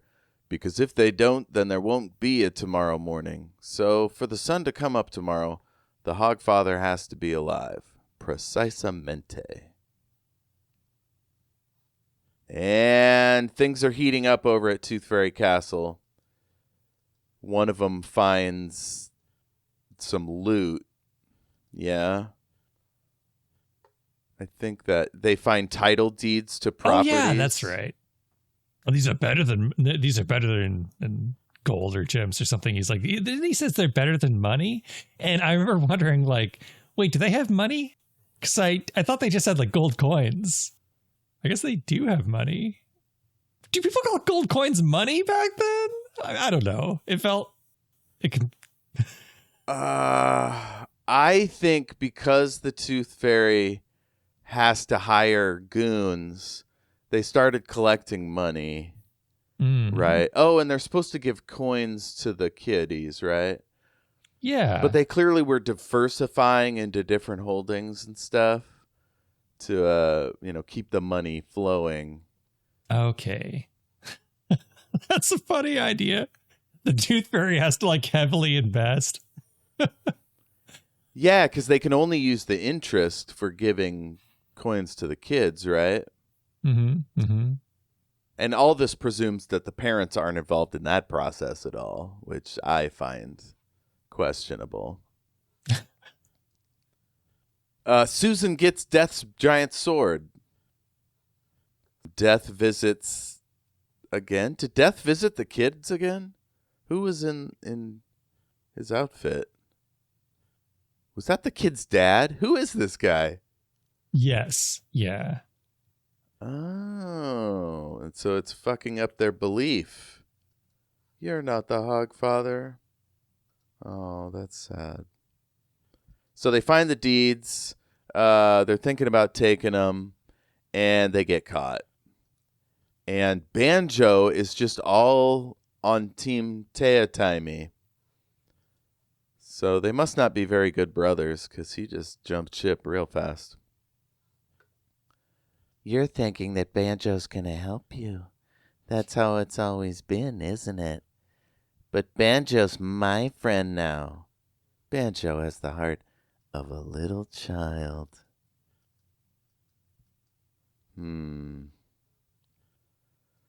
Yep, Tuah being naughty. Yeah. What's her name? Susan is back at... Oh, she's at the Hogfather's lair. It's like this big ice castle thing. Unless it didn't used to be an ice castle. I can't tell if this is old snow or new snow. I don't know. There's some tobacco, so Albert's been here. There's some junk on the ground. And stuff starts falling out of the whole place starts to collapse. And back at Tooth Fairy Towers, they're looking for a secret door. Find the Tooth Fairy's secret room. And when he does, then just think what I can make the Kittywinks think. I hate the word Kittywinks. I absolutely hate it. Yeah, it reminded me of that South Park with Limmywinks. Did not like thinking about that, and I don't like that word one bit.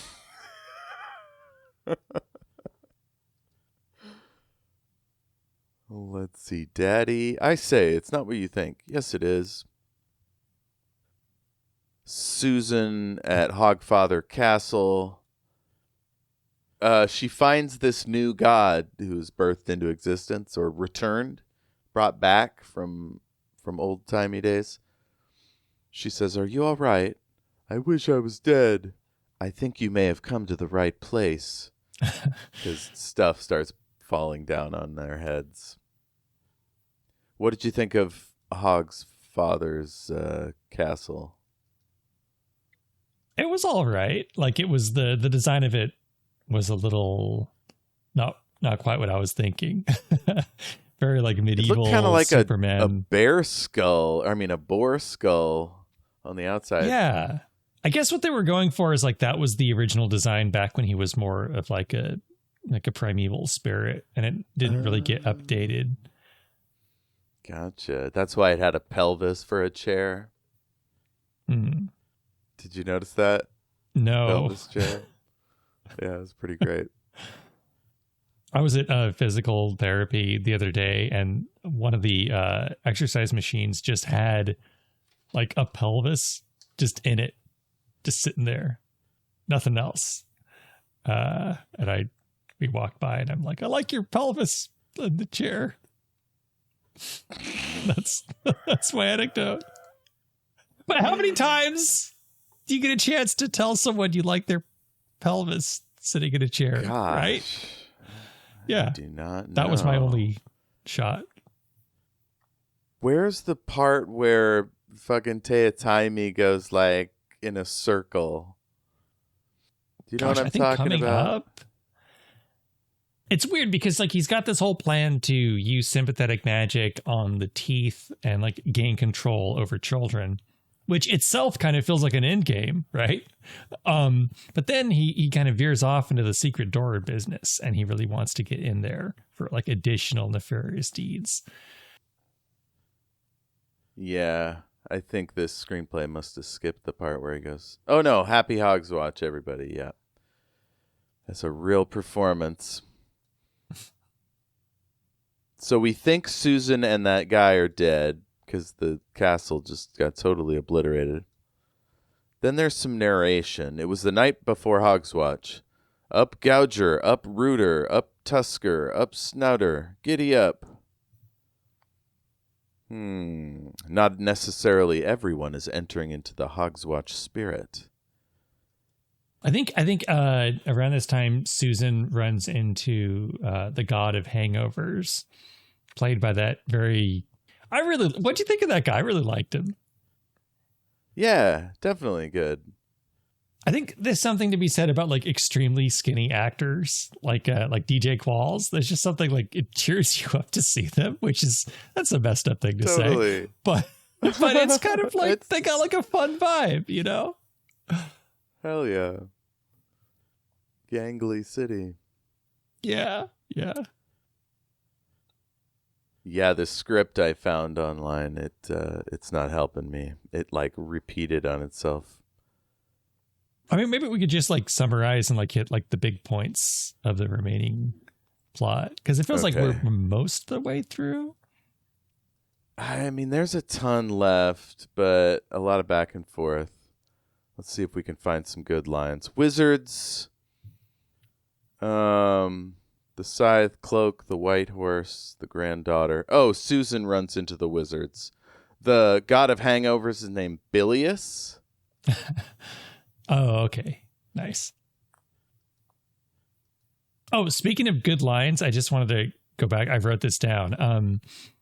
One of the reasons I love Death is Santa so much is this moment where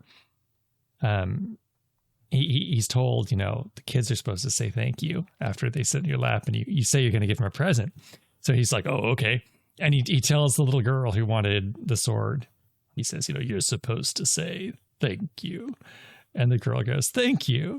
He goes, and be good. This is part of the arrangement. And she says, yes. And then he goes, then we have a contract. I love it. I love it so much. Hell yeah. So Albert tells a story about being a kid and looking in this shop.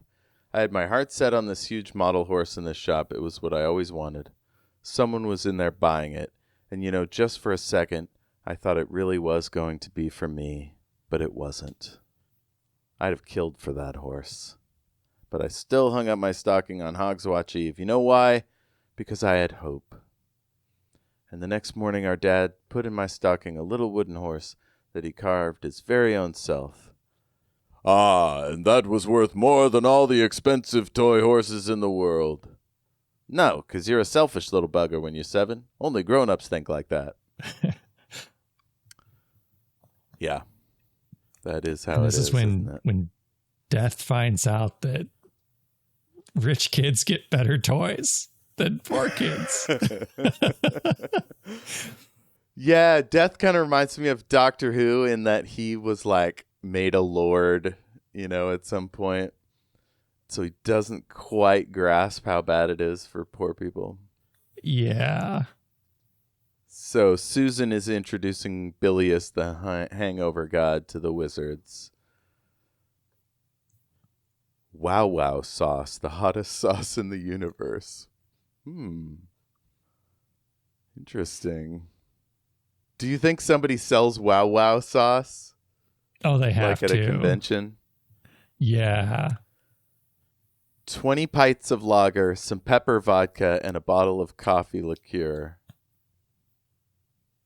Good job nobody mentioned the hair loss fairy then. I am not losing my hair. It is just very finely spaced.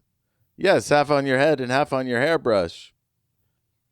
These guys like to bicker, huh? Mm-hmm. The Wawa sauce is green. Oh, but then it turns Oh. brown. I was going to say maybe it's like wasabi because Wawa. It represents pure sobriety, apparently. Bilious gets up. He goes over to drink it. I don't remember any of this. I mean, it's like a very forgettable subplot, it feels like the movie doesn't. I mean, we're talking more about the gods. They're going to have the hair loss gnome show up under somebody's hat in a minute.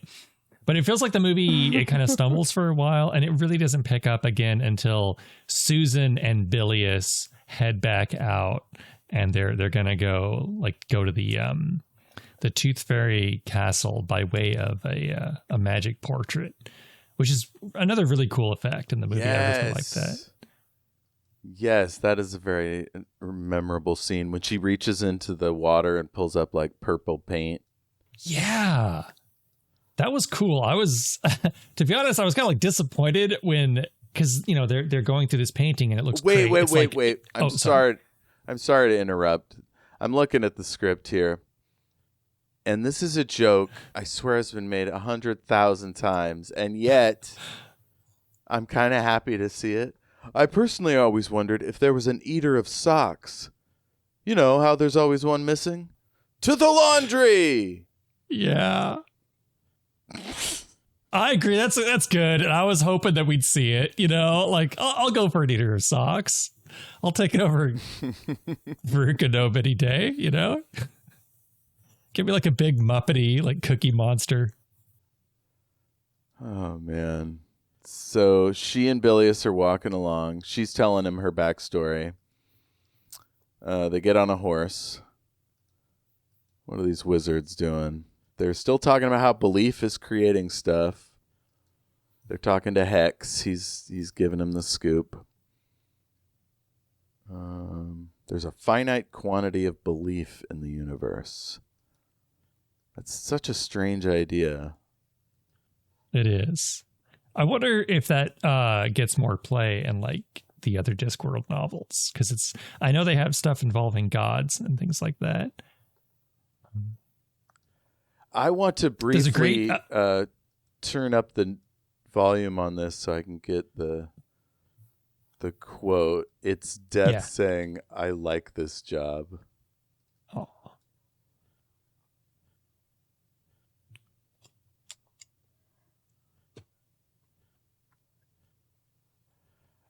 I like this job. Oh, man. He says Albert says, the poor little match girls dying in the snow is all part of the spirit of Hogswatch, Master. So he had to shift from being Santa to being Death again. And he comes across this little girl and he fucking zaps her with life energy. Mm-hmm. We didn't even know he could do that. Albert's like, you're not allowed to do that. The Hogfather can. The Hogfather gives presents. There is no better present than the future. What? That's a great line. Yeah, it is. It kind of reminds me of I mean, it's a real Tuvix situation, right? Like here you have Santa over here, Death over here. We've combined them into like this one figure who's giving the gift of life, which is something I assume Hogfather couldn't do and Death normally wouldn't do, but combined the roles, now he can do it. Yeah. I mean, the Hogfather can bring himself back to life in a sense. So why couldn't he bring someone else back to life? Maybe he can, yeah. Unless Death has been able to do this all along, he just didn't know. That's interesting. Yeah. Let's see. Back to the wizards. I'm in the dark, waiting for the Hogfather. Me, a believer in natural philosophy. I can find the square root of 27.4 in my head. I shouldn't be doing this.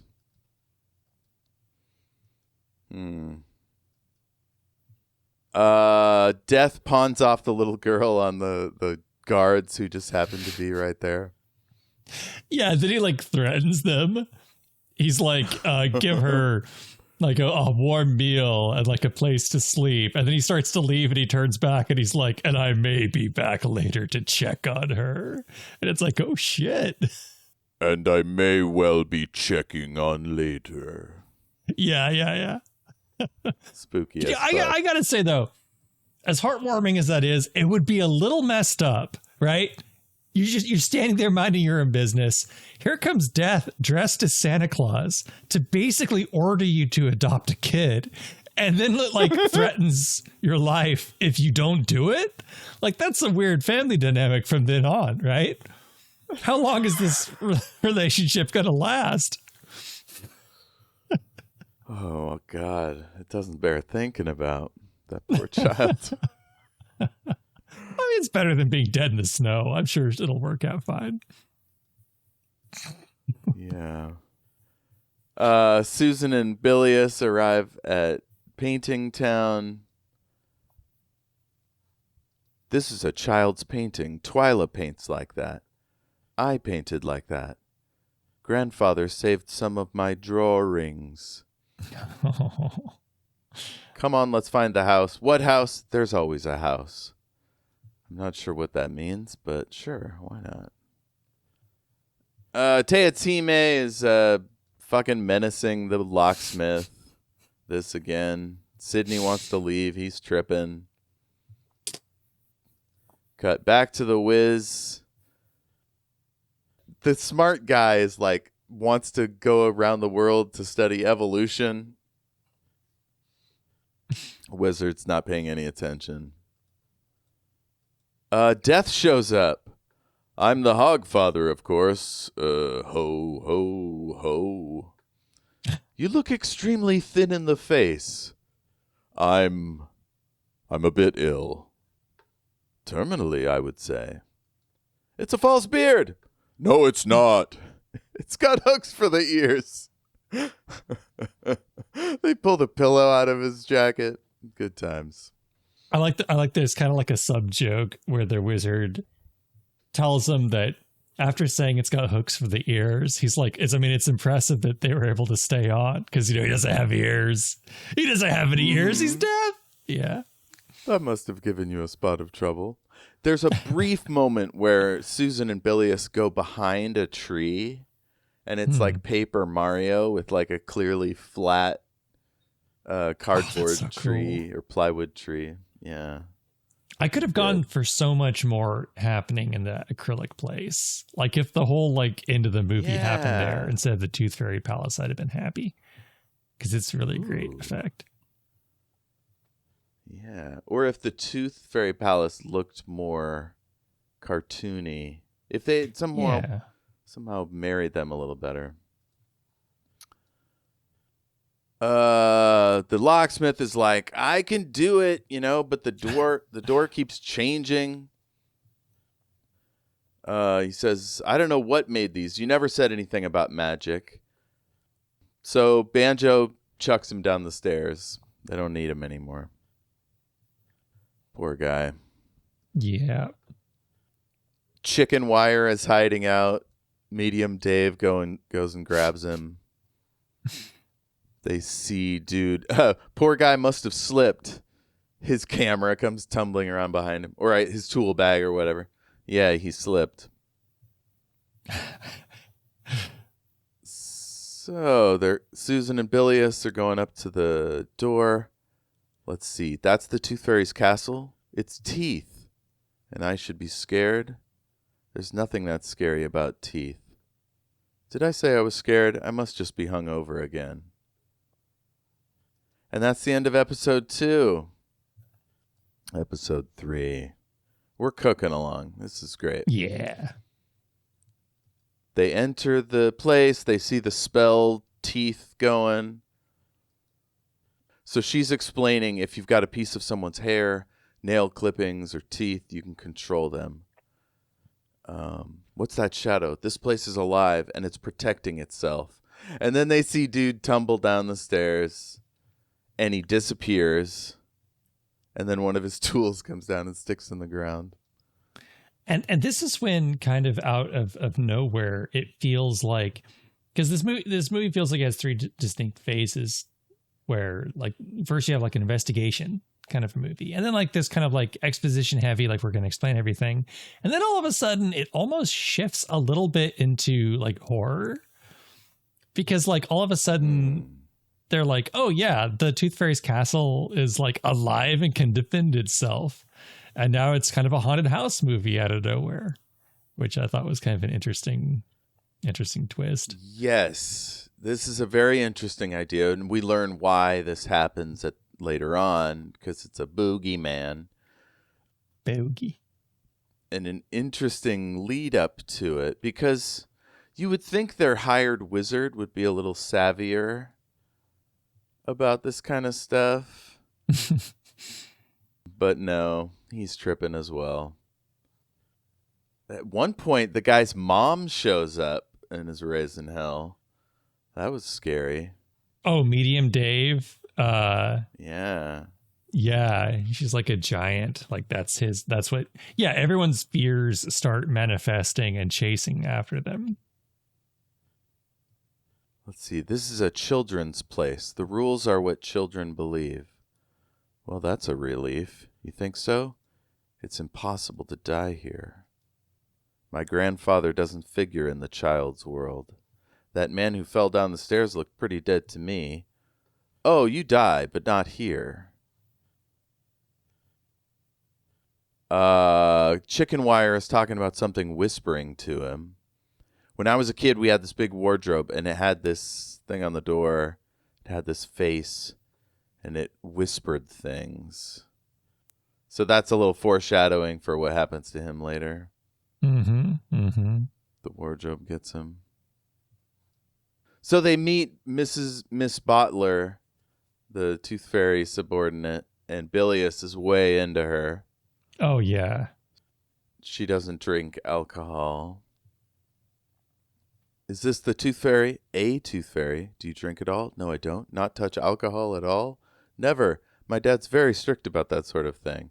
And then Susan is like, can we get on with the mission? Yeah, she's literally waving her hand up and down between them because the electricity in the air, these two, it's magnetic. Yeah, it turns out her name's Violet. I gotta admit, I was shipping them, as the kids say. Yes. Hell yeah. Hell yeah. All right. Do you know exactly what's in here, Mr. Jayme? Logically, she's the guardian of children's beliefs, and this is her castle. And I come across a securely locked door as this, and not to thoroughly investigate would lack elegance. There's that word again. I gotta say, the Tooth Fairy being the guardian of children's beliefs is literally true in my case. Because when I put a tooth in my little pillow pocket and didn't tell my mom and no money showed up, I was like, oh, so it's all a scam then. What else is real? Santa's probably not real. Oh, Jesus, he's probably nothing. So it led to a long period of questioning. So I like that aspect of the story. That it's like kids' first god. I could see that. Yeah. Yeah. Oh, well done, Terry Pratchett. See, this is why we go into the text. Dude starts sucking his thumb. Sidney the wizard. Back at the wizard's, Death is chatting to him. Have you ever heard of the auditors? Not auditors of money, auditors of reality. They're the civil service of everything, and they want to get rid of us. They want humans to be less creative. The Hogfather is a symbol of this. They hate the way humans make up stories about the universe. I mean, I kind of hate that people make up the news now. Is that the same thing? It's like vaccines are evil spirits, apparently, because some guy thought it up. It kind of reminds me of, who are they in Dungeons and Dragons? The Tuah or Tuah, the little fish people. The Tuah. No. Damn it, Jeff. Tuah, yes. Don't put that evil on me. Yeah, so if they, little fish people, and if they believe in something strong enough, it manifests. So even though they're kind of comical little goblins of the sea, they can actually like create a Cthulhu if they just believe in it strong enough, which I mean, that's like a built-in campaign right there. So I guess in Discworld, humans are the Tuah. Yeah, humans are the Tuah. Oh, God. Oh, and that's thematically is important because we've kept all these thieves in this bottle for a while. Their fears and anxieties are starting to create life or shape reality. Mm-hmm. And hence moms showing up and all that. What sort of godding do you do? Well, I'm the god of hangovers. A god of hangovers? How awful. You're more cut out to be one of those important gods. And this dude comes over, chicken wires garroting Bilious. He says, "What's this, Lover's Lane?" "Leave him alone, you. He's a god. Dear me, out of thunderbolts, are we? Well, you know, I've never killed a..." And then he hears the wardrobe. Hears it creaking. He turns around. Or does he ever even turn around? No. Oh, yeah, right before he goes in and he's holding the doors. Oh. Yeah. You fucked yourself, bud. Do you only get sucked off if you're evil? Pardon? You know, when you get sucked off into the hellmouth or whatever. Oh, yeah. I imagine so. I just like saying sucked off because they do that on Ghosts, which is a great show. It started in the UK. It's really good. I haven't seen that. A US version. Oh, it's hilarious. And yeah, they call getting sucked up to heaven or hell sucked off. Oh. Here's where they tell... Oh, go ahead. I was just gonna say, I thought the wardrobe could have been a little bit more scary because, like, you see into it, and it's just like a little old lady like wallpaper pattern. I think they kind of could have, cast some shadows in there. Now's your chance, prop department. Give us a scary. Yeah. They didn't even put any clothes in there. Yeah, it could have been all his mom's stuff, or like their stuff as kids, like toys or whatever. Yeah. Or like spirits, like people like dragging him in. The room like could have changed. Again, the budget, like the room could have changed to their like old mom's old room or whatever. That'd have been cool. But yeah, they're just constrained, I think. Unless it specifically says in the book, they are absolutely in the Tooth Fairy hallway. No set design of any kind. A rather unremarkable wardrobe appears. It does not look sinister, but he freaks out because it's his fear. That's right. There's no creepy landscape. The problem in dealing with stories with characters' worst fears is there's a contingency of horror authors who say that that's problematic because it's the character's worst fear. And so it doesn't get conveyed to the audience very well, because you have to kind of, you have to like illustrate like someone being unreasonably afraid of something in a way that the reader or viewer isn't, because it's their personal fear, which I always thought was kind of an interesting argument that I don't necessarily agree with. Like it's all in the eyes. The way they showed him to us, like looking at us, that could really work if we're closer in on his face, and then the brief cutback of those two like utterly shocked at his horror. Right. You know what I mean? Yeah. Like there's better ways to build that. Again, Vadim Jean, this isn't his forte. He's no David Lynch. That's right. He's no David Lynch. Who can be? Back at the Wizards, Death is consulting the computer, Hex, the biggest thinker in the world. They say you are the biggest thinker in the world, but do you also believe? Yes. Extend logically the result of the human race ceasing to believe in the Hogfather. Will the sun come up? Answer. The sun will not come up. Correct. It's like he's testing it to see how much it knows. Do you believe? Answer. Do you believe? Answer. Yes. Yeah. So funny that a computer will believe in the Hogfather, but kids won't. Yeah. So that's an odd turnaround. Oh, I don't know if we notice it in this scene, but the outside of the computer says anthill inside instead of Intel. And at one point there's ants in a like tube or whatever.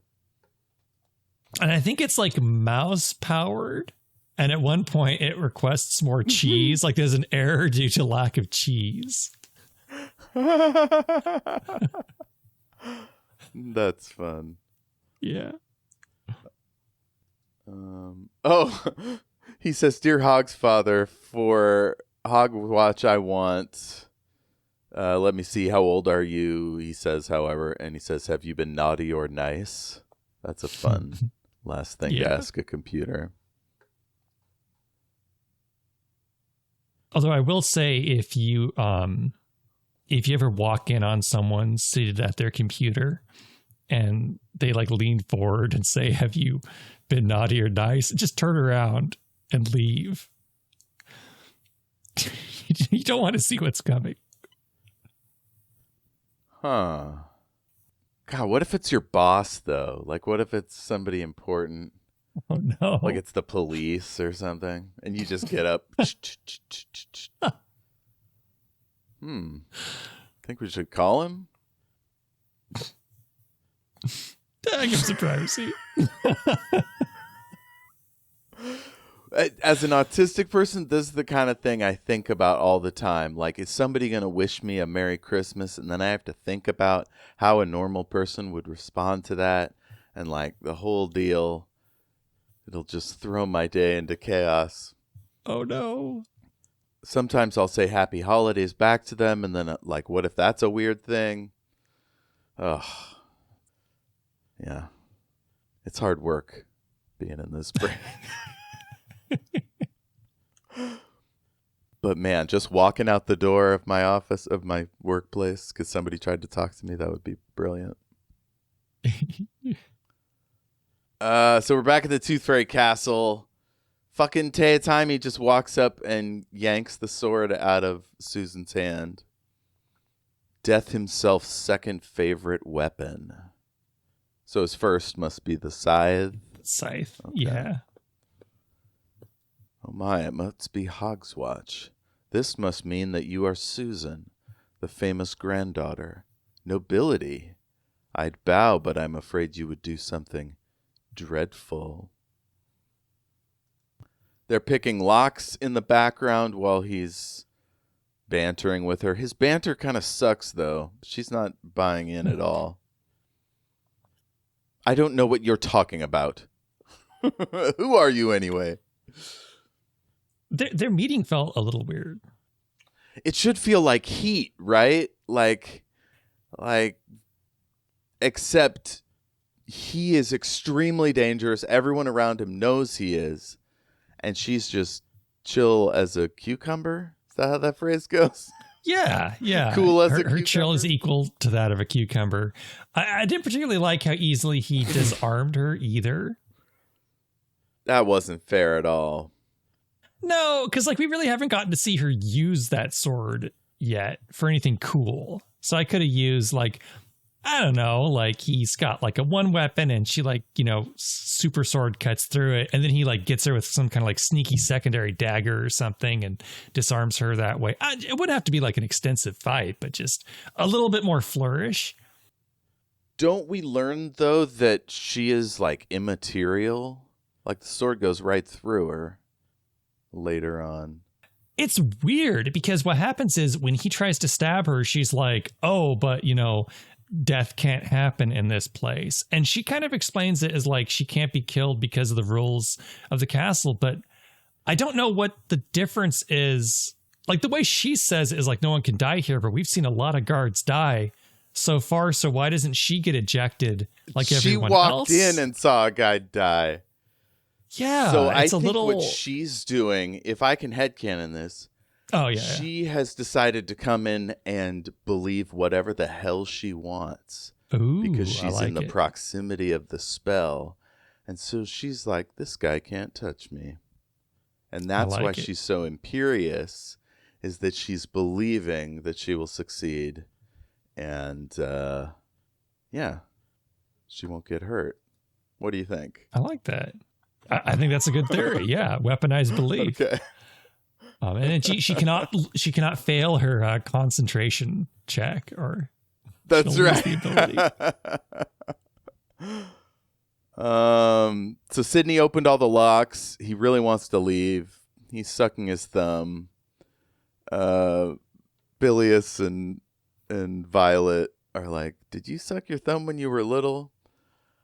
The Scissor Man. So that guy hasn't invented something called the Scissor Man that he's afraid of. Now we get into the scene that I really don't like, which is Banjo gets mad because Teotime said there's no Hogfather. And then he starts like getting shirty with Susan and he's like, you can't be mean to women. And it's like, I know all these messages are important and it's like, you know, it's part of the story, but it just feels so weird coming from the big dopey guy. I don't know. It feels exploitive almost. I'm not sure. Yeah, why. yeah. And there were also a couple of lines of dialogue that kind of gave me pause because it wasn't just like he keeps talking about how like these were lessons imbued upon him by his mother, and it was like, you know, don't hit girls and stuff like that. And like, okay, fair enough. Huge guy probably should tell him, the big bully kid, not to hit girls, right? You know, or anyone smaller than you or whatever. But then he like specifically starts saying how he wasn't allowed to like play with girls.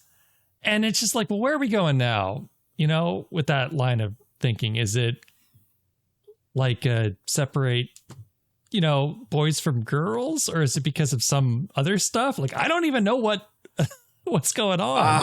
And you get the feeling that his mom's very abusive towards the kids. Yeah, I'm loath to speculate. I could tell you a lot about what mean moms get up to that could be problematic, but it was less just said about that, the better. I didn't need any of that in my fun Death Santa Christmas movie, let me tell you. Like, how about just right? We've avoided most of that stuff. Yeah, dude, like just have him be like, no, you know, I'm a good guy. I'm not going to be mean to people anymore. Give him just a classic change of heart. We don't need all this like, mother told me not to talk to girls. No. Hit the brakes. Yeah, because it sounds almost like she was trying to protect him from being gay. Because like playing with girls is something gay boys do. Yeah, it could be that, or it could be because she's worried like they're going to fool around or something. I don't know. I don't know what they're going for. And it's weird. Oh. But yeah, a lot of that dialogue could have come straight out of like Psycho 2 or something, or Psycho 4. Yeah, it's very Carrie-like. Right. I mean, I guess Yeah, Carrie came out before this. That was 70s. Yeah. But yeah, Carrie's mom like just doesn't want her to have any relationships outside the house. It's an abusive tactic. But when it comes to weird mothers and like kids with a developmental condition being Yeah. It's controlled in that way exploitative is what it feels pretty like. gross. Yeah. Yeah. Okay, for so sure. that's why I felt that way. Thank you. I'm glad I Absolutely. understand it now. Yeah, so Tayatime is like trying to explain to her what he wants. What does he want to set on fire? The kid who didn't know the difference between chucking a stone at a cat and setting it on fire. That's fucked up. Mom arrives. She sucks off. No. Medium Dave disappears. It's too awkward. Let's see. Gets in your head, doesn't it? This place gets into your head, doesn't it? It finds out how to deal with you. But I'm in touch with my inner child. It's so much fun. No pulling girls' hair. That's bad. Then he takes the sword, or he wields it or whatever. I'm going to have such fun with it. It's so light. You wouldn't dare use it. My grandfather will come after you. He comes after everyone. He's very single-minded. I'll be ready for him. It doesn't work here, because that's when he cuts through her. Yeah. There's no death here. Hi, inner child. I'm the inner babysitter. I have to admit something embarrassing. Please. Her high inner child line, that did it for me. I was like, hell yeah. Like it was like a cheer at the screen moment. I cannot explain that because it is so cheesy. But like as like a battle line, I don't know. I was just like, hell yeah. Get him, sis. Oh my God. Governess on the attack. Oh boy. So he tumbles down the thing. He appears in the wizard's Christmas party, Hogswatch party. They've got all their food out, and they're trying to figure out which spell they should use to resurrect him. And then he just pops up. He's like, this must be the Unseen University, and you're all wizards. So they pick up the sword. It cuts through the table. He's like, well, I really must be off, and takes off.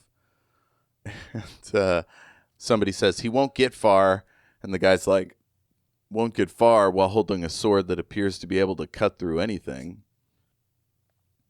And I think we hear like some distant screams of him like carving his way out of the building. Yes. Oh, absolutely. Yeah, he probably killed a few people on his way out. So next, Susan meets with the Tooth Fairy, who turns out to be a classic bogeyman. She says, Grandma, what big teeth you have. You even got a shawl. I always thought there'd be a rocking chair. That's how you defend yourself. Scene. You poke around and... Oh, go ahead. I was just going to say this is a fun scene where the bogey starts like just trying random things to scare Susan. And first he tries spiders, and then Susan's like, I like spiders. And then the bogey tries rats, and Susan's like getting kind of like impatient at this point. And she's like, I like rats. Rats are fine. Like, we'll just get over this. You're a bogeyman, aren't you? Not the first bogeyman. You look terrible. Thank you very much. I mean ill. That's pretty good. Yeah, it's a good line. They wanted to protect the children, get them safe from all the really bad things. So I built all this to be a safe place. And the teeth? You don't leave all those teeth around. Anything could happen. Anything nearly did. So you are the Tooth Fairy then. Yes, and then they came, stealing. I'm too weak to look after them anymore. You don't die here, just get old, listening to the laughter. So she decides, Susan, once the thing dies, Susan gives the job to Banjo, who apparently, even though he's not great at talking, will be fine managing a business with extensive holdings, we've learned. Yeah. Yeah. And collecting all the teeth. That's right. That's right. Maybe he has to wash each one individually. Yeah, just scrubbing him down in the sink. Maybe he'll hire some urchins to do that part. Give them the dirty work. He wants a puppy. I had a kitten, but our moms drowned it because it was dirty. I think it will turn up quite soon, Banjo. That felt like an Easter egg for readers who know Banjo gets a puppy. Does that make sense? Kinda? The way that was worded. It kind of feels like one reference to animal death too many for our fun family Christmas movie. Earlier we had a dog being nailed to a ceiling. Now someone's mother is drowning your kitten. I hope no kids saw this. Oh, kids can handle that stuff. As long as it's veiled, it happens kidding. off screen. Yeah. I like that little green gunge thing it turns into the bogeyman. Yeah. And she's like, that's not scary. It's like a little alien. Let's see. So Violet and Bilious decide to stay and help run the Tooth Fairy Castle. Susan hops off the horse and talks to Death a little bit. It is not over. You must bring the Hogfather home. And they fly off. We get a nice helicopter shot. Or drone? Did they have drone cameras back then? Probably not. Probably helicopter. Yeah, that's pretty sweet. We see the Hogfather has reverted to like some sort of wharf-like primate. And I think he's a boar. Yeah, boar. Mammal, anyway. Let's see. This boar is, yes, the Hogfather, as he began. And the dogs? These are not real dogs. If they catch him, he won't just die. He will never be. So Death is not allowed to stop him. It has to be a human. So he drops her off onto the Hogfather, which I feel like he's already having trouble getting away from them. Adding a human on top of him? I guess maybe that gives him motivation to save her so he goes faster. I don't know. Yeah. Or maybe she can guide him somehow. Because he seems pretty primal. It's Crash Bandicoot rules. Okay. Yeah. Okay. So then we get a big speech from Death after she kills the. What is she? She goes, yes, who wants some? Anyone else? Total Bruce Campbell moment. It's kind of a neat scene where like they jump over this ice bridge and the Hogfather is, I guess, wounded from the jump, I think. And she's standing on the other edge of the chasm with, I don't know, it's like a stick or something or branch. And one of the wolves leap over the chasm and she just bats it and it goes tumbling down. Yeah. And she's just like, yeah, who wants some? Come get some. It's a trick. Get an axe. And give me some sugar, baby. Yeah. Hail to the king. Hail to the king, baby. She begins reciting the entire script of Army of Darkness. Come on, jump. Just you try it.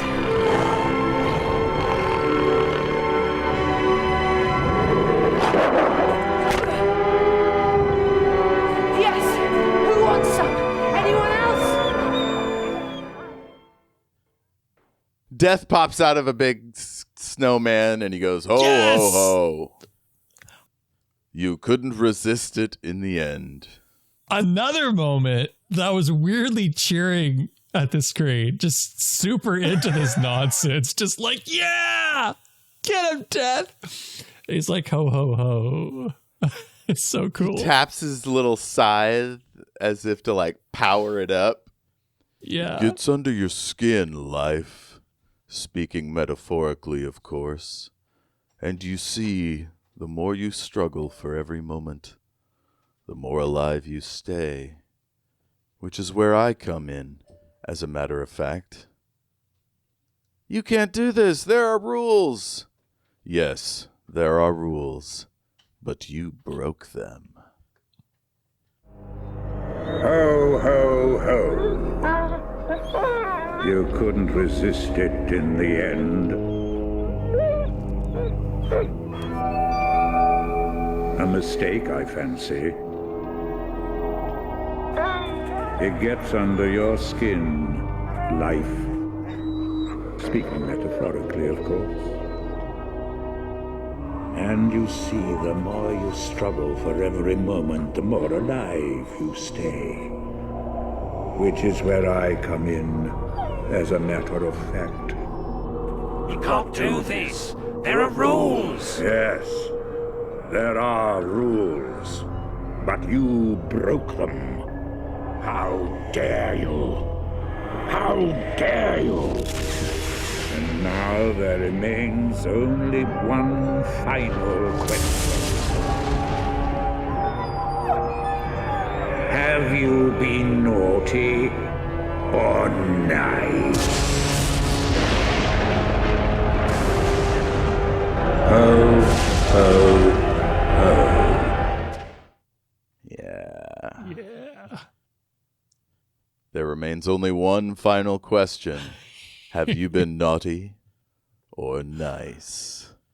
So good. Ho, ho, ho. I love it. Dude, this entire movie is worth it just to get to this point. It's so good. I love it. Hell yeah. Yeah. So, Hogfather is resurrected, I believe, at this point.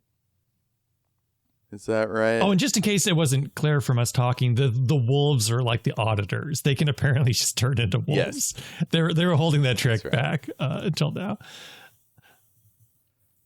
So here is where I wish that Susan was a little less reserved, like the performance, because she clearly is moved by the death of this boar, but not in the like sopping wet mess that I love for, an emotional scene like this. Yeah, I could see that, especially after like a 3-part series. It would have been seeing someone, it's like when Spock will randomly, show emotion. It's like a big memorable point in the story, when for whatever reason. And I think seeing Susan like kind of like lose it a little bit or like get moved by the death would have been in kind of like the King Kong's dead kind of a way. Yeah, we saved you. Dying isn't how it's supposed to go. And she bangs on him with her fist. Good time. So the sun comes out. The sun is resurrected. He's resurrected. He looks like Tuah, that like big guy from whatever movie Tuah that Johnson. Was that Mystery Science Theater did. Tuah Johnson, yeah. Beast of Yucca Flats. Oh, he was also in Ed Wood. Yeah. We see a boar carved into a log on the sleigh. Hogfather comes in his hog uniform. Mm-hmm. He just looks so animalish. Yeah, he's like if Santa had like a pig nose and tusks. He's very pro wrestler, like half human. He kind of reminds me like, was it Bebop or Rocksteady? If he was Santa. It feels weird that he doesn't say anything. Yeah, I'm trying to think. I don't think he ever says anything. No. We think of Santa as really ho-ho-hoing it up, It's the reason for the season. Yeah, and with all the talk about how death has to ho-ho-ho to make it believable, but we never really hear the Hogfather do that. So were they working on like bad info? Yes. Their information was about Santa Claus, which came in through a dimensional gateway. But once again, for the third time, maybe I was just in a sappy mood. Maybe the spirit of Hogsmas got to me. I thought when the Hogfather gave Death a little nod of respect and Death nodded back, I thought that was a beautiful little moment. I like that. Oh, good. Especially because like they're both immortals, so like you get the feeling that they have kind of like a colleague respect for each other, but like they're not friends or anything, you know? Yeah. Susan and Death have a chat about what would have happened. The sun would not have risen. A mere ball of flaming gas would have illuminated the world. So she's like, you're saying that humans need fantasies to make life bearable. No, humans need fantasy to be human. And to me, that's just like Terry Pratchett, like saying, hey, this is why we write this shit and read it, you know? Yeah. It gives life meaning and comfort. You have to start out learning to believe the little lies so we can believe the big ones. Yes, justice, mercy, duty, that sort of thing. Ugh. Take the universe and grind it down to the finest powder and sieve it through the finest sieve, and then show me one atom of justice, one molecule of mercy.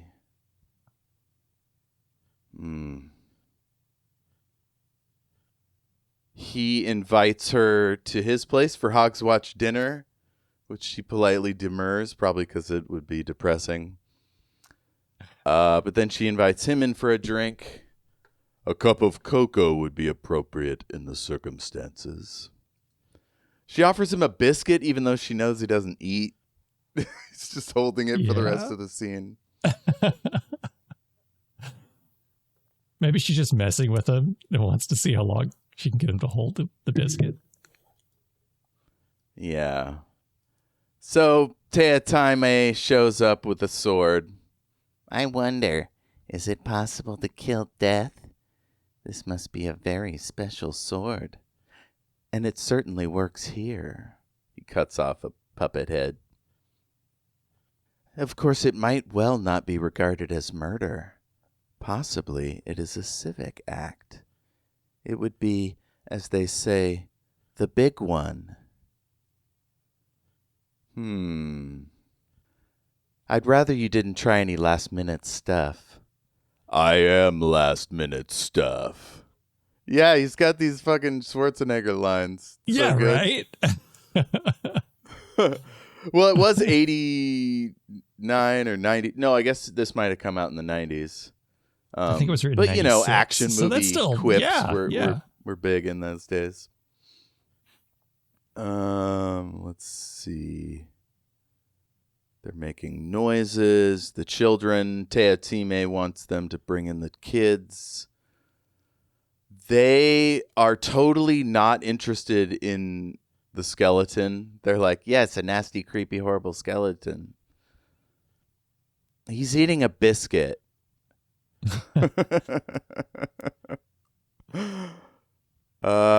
Yeah, so it's this tense situation. They're like, you're the creepy one. Your eye's weird. Then let's see how creepy I can be. And so he's about to do something fucked up. Yeah, we're getting a little funny games out of nowhere, you know? Funny games. Anyway, sorry, just a home invasion movie. Don't watch it.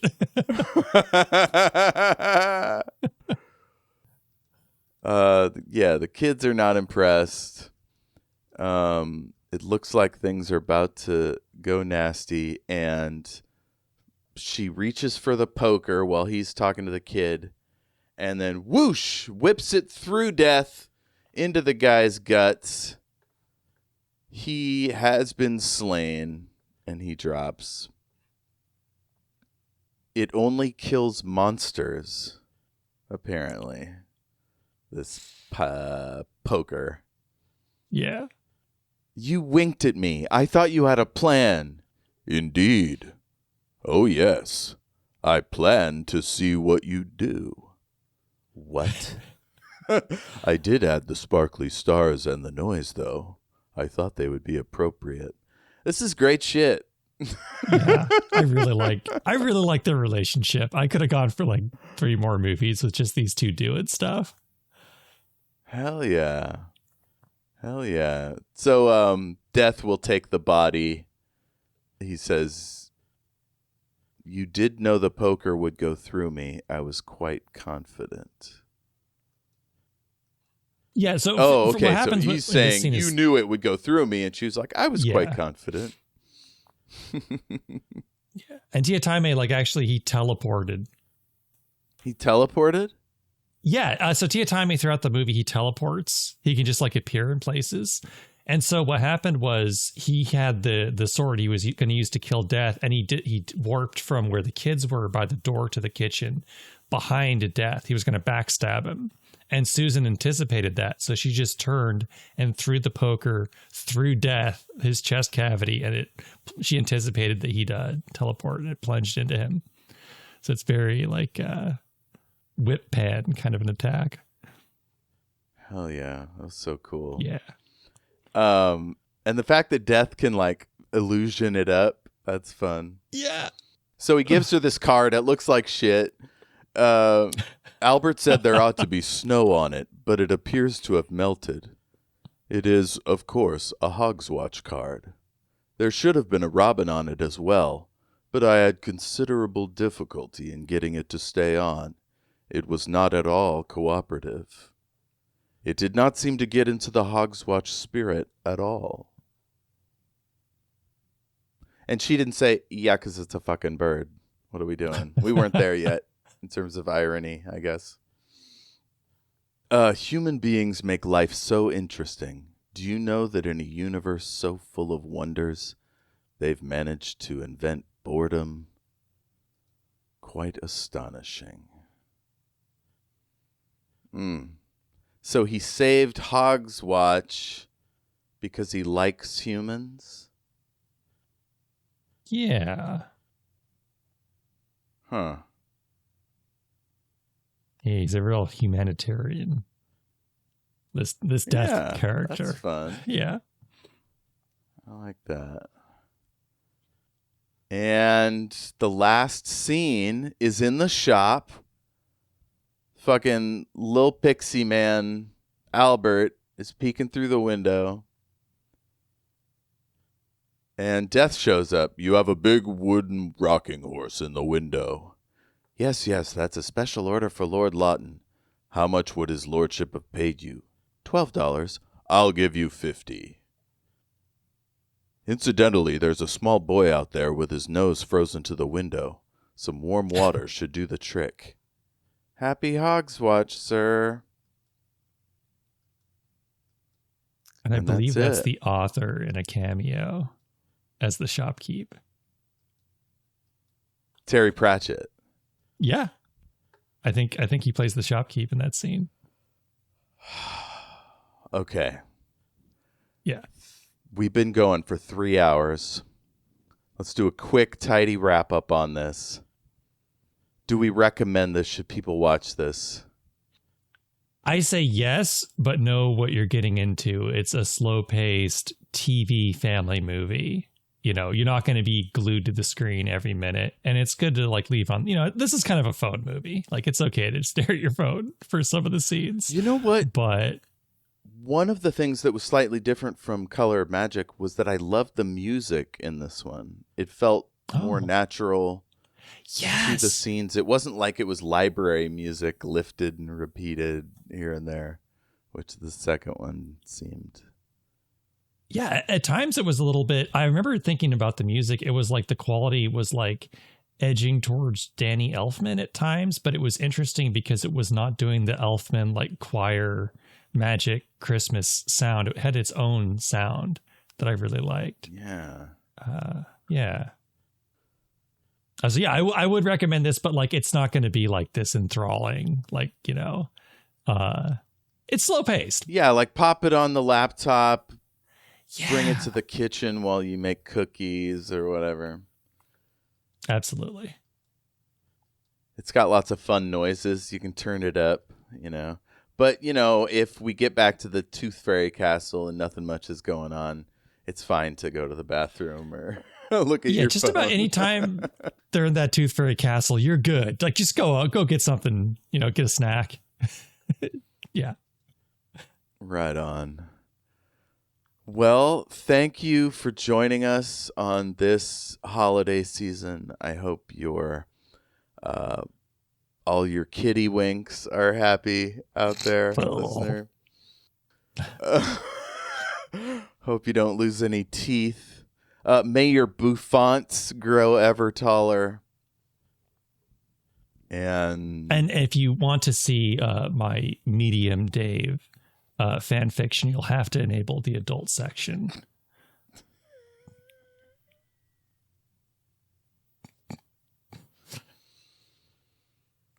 But it's good if you stuff. like bald, craggy-faced criminals, you're gonna love this. Do you think he's called Medium Dave because his schwanz is in the between sizes of his brothers? Or is that just I too figured he's awful like to think the about? middle brother, but that's also a theory. Yours is probably better for a family audience. Yeah. But yeah, I don't have kids. I don't know about you there, Jayme, but I think people with kids could enjoy this. It's Yeah. inoffensive for the most part. Absolutely. Yeah. And Banjo gets to be Lord of the Tooth Fairies, so that's cool. Gets a puppy. Yeah. Well, now I want to read the book after this to find out if Banjo gets his puppy. He does in the movie. He got a puppy? Yeah. What? There's a How scene did I like miss the that? camera was way overhead. It might have been so zoomed out you didn't see, but he's like kind of sitting like cross-legged on, and then he like looks over and a little puppy comes running up. I'm almost positive. Now I may be lying, but I think so. No, I dig it. I hope I'm so. gonna look for that. Find Yeah. that puppy. Listener, if you want to help me find the puppy, email greatandsecretknowledge@gmail.com. If we're not on your favorite podcatcher of choice, let us know and we'll try to make that happen. If you know anybody you think would be a good guest on the show, let them know, let us know, put us together. And if there's any properties that you want discovered, celebrated, whatnot, let us know and we'll throw it up on the list. Jayme, I assume you're willing to come back. I haven't offended you with my lackluster appreciation of this fine film. No, not at all. I'd be happy to. Okay. Let me pull up the old selection list. So that was a fantasy. So now we'll do science fiction, Yeah, weird science fiction sounds fiction, good. or horror. You want to go science fiction. There's 65 of those. Tell me when to click. Okay, now. 59.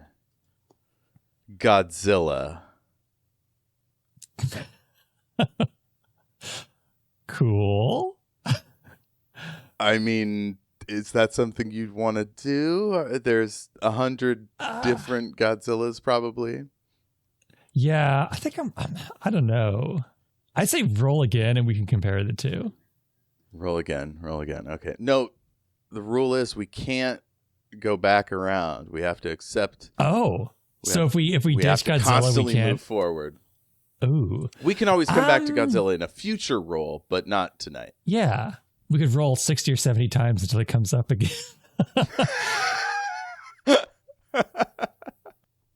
I say I want to see what else, because as much as I love Godzilla, Okay. like I don't really think of Godzilla like, and when I thought of sci-fi, you know, and thinking of like robots, UFOs, maybe dudes in robes talking about philosophy, that kind of thing. Is it because the humans are so standard, like they don't have any great weapons or tech or anything. It's just Yeah. us versus. I will say, a like, disaster. Godzilla -1 is fantastic. Like, it might be my favorite Godzilla movie, and it just came out. I haven't seen it. But Okay, I'll put that on my list. I haven't seen a Godzilla since it fought the many-headed dragon thing. I know what you're talking about. I don't know the name. About 8, though. 10 years ago, something like that. 6 years Yeah. ago. The king of all monsters? Was it something like that? Mhm. Okay, I've got the thing again. Tell me when. Now. 22. Star Trek Strange New Worlds. Ooh, I've been meaning to watch that. Have you seen this program before? No, isn't that the one that people like really like? And it was Captain Many Pike? people have it at the top of their list. One of the finest time travel episodes and just episodes of television in general is in season 2. So we wouldn't Nice. be doing that necessarily unless we somehow wanted to do 20 episodes of TV. Probably not. But yeah, it's great from start to finish. I can't think of a stinker episode. It's all good. Yeah, we could either do a random one from anywhere in the timeline because they're mostly episodic. But usually when we start a series, I like to start with the pilot Yeah, that's what I'd prefer to do. and then do whatever next. Okay, the pilot of Star Trek Strange New Worlds. Now, can you access it? Yeah, I have Paramount. Perfect.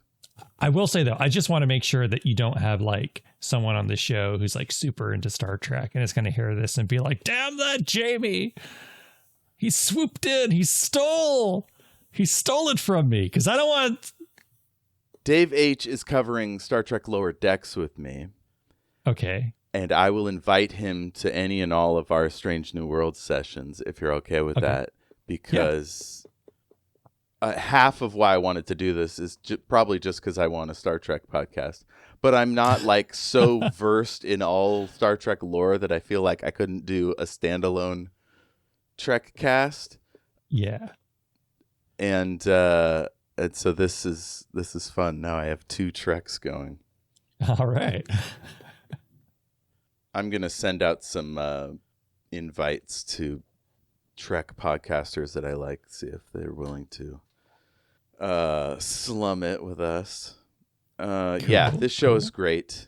I'm gonna watch this immediately right after we're done here because it's so great. Nice. Recommendations. I will start. Dirk Gently's Holistic Detective Agency is on Amazon Prime. Frodo is in it. Elijah Wood. And it's a complete retelling of the story, like a new development, as if the first 2 Dirk Gently stories are over and now he's in America for some reason. So, yeah, it's really brutal. Like the first season is really bloody and like so if you're not up for an Evil Dead kind of vibe like that, it'd turn you off. The second one, there's an alternate universe that's basically Dungeons and Dragons, and it's fucking hilarious. Nice. So yeah. Anyway, I highly recommend that show. Everybody should go watch it. Well, I have 2 recommendations. The first is Krampus from 2015. It's a horror movie. Adam Scott, I believe, from Severance in Parks and Rec is in it. A lot of great actors are in it. I think Toni Collette. Anyway, it's about a family who do not get along, extended family, and they get trapped in a blizzard and then besieged by not only Krampus, who's basically evil Santa Claus, but all his fun practical effect monstrous toys. And then some of the creature feature designs on these things are great. It's fun. It's like a black comedy. It's also, pretty scary and brutal. But if you're in the mood for something festive and scary, I'd say Krampus. There's a bunch of Krampus movies, though, so make sure you get this one. It's from the guy who did Trick or Treat, the same director. And then there's also this movie. It's a kind of a deep cut. No one's heard of it. It's called The Nightmare Before Christmas. And if you like a skeletal Santa Claus, this is another one. They made two. So give that one a try. Oh, that is a good one. What is this? That's what listeners are going to say when they see the running time of this episode. They're going to be like, what's this? What is this? Good God. Now, I didn't take notes ahead of time, so I don't have quotes to hand. So maybe I could read one of my notes here that I wrote while we were talking. Okay. Bordered off danger what? There was another word there. Bordered off danger something. Bathrooms or showers, I think. God, that fucking bathroom. Veruca gnomes. My God.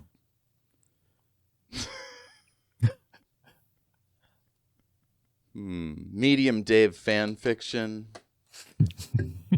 I'll scroll through all our 3 hours of foolishness. I'm sure I'll find a fun quote. We could stick it at the back end here. I have the opposite of a fun quote. If you want to be sad. Gosh, yeah. Let's leave them sad into the holiday season. This is going to destroy you. So this is from Terry Pratchett in the Art of Discworld novel. He says, sometimes I get nice letters from people who know they're due to meet him, in parentheses, death, soon. And they hope that I got him right. Those are the kind of letters that cause me to stare at the wall for some time. Yeah, so you can find me on YouTube as Brandoff the Off-Brand Gandalf. That is touching. Yeah, it is. I Yeah, like you just hope that death will be charming and respectful and won't hurry you along. You know, just have a little banter before you get sucked off. Maybe have like a Pop-Tart for you, you know. Pork pie. I'm going to go have 1.8 million cups of sherry. I'll see you later. See ya. So yeah, you're on YouTube, Brandoff the Off-Brand Gandalf. I'm everywhere at El Jefe Tacoma. We're on Facebook, and if I ever get the spoons to do social media fully, we will have more of those. If you're good at that stuff, let me know. We can work together to take over the internet as one mighty force of nerds. Jayme and I do Shattered Worlds RPG. It's an actual play podcast set in the world of my role-playing game and book series. It's got zombies and robots, all the stuff you said you like, wizards and shoot-em-ups. It's really fun. Yeah. Jayme plays a senior citizen who also likes to mix it up, and he gives inspiring speeches. It's pretty awesome. So yeah, check that out. And then I also do Omniversal Escapades every other Sunday at 6:30 Pacific Standard Time on Twitch. That's twitch.tv/Omniversal Escapades. And all our episodes are archived at YouTube, along with all the episodes I did with Jayme. Hey.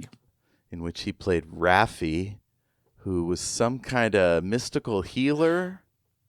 Yeah, a sharp dresser. His character and my character dressed up in fancy dress for a scene. I'm not sure why. We were going incognito as the most outlandish people in the town. Yeah. That's one way to do it, yeah. Hide in plain sight. That's right. Well, it was awesome. It's very good. You should all check it out. And check out all our other series. We've got Piranesi, great book, X-Files, movies like Wizard of Oz and The Thing. We're doing Star Trek left and right. The Vor Game by Lois McMaster Bujold, all kinds of stuff. So stay tuned and thank you for listening. Jayme, thank you for being here. It's always a pleasure. Yeah, thanks for having me. And until next time I see you, Mazel Tov? Merry Hogs Watch. Merry Hogs Watch. Yeah, if it happens between now and Thursday, yes. Have a good one.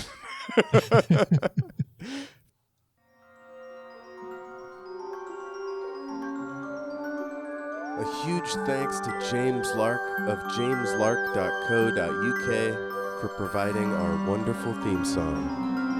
Thank you, James.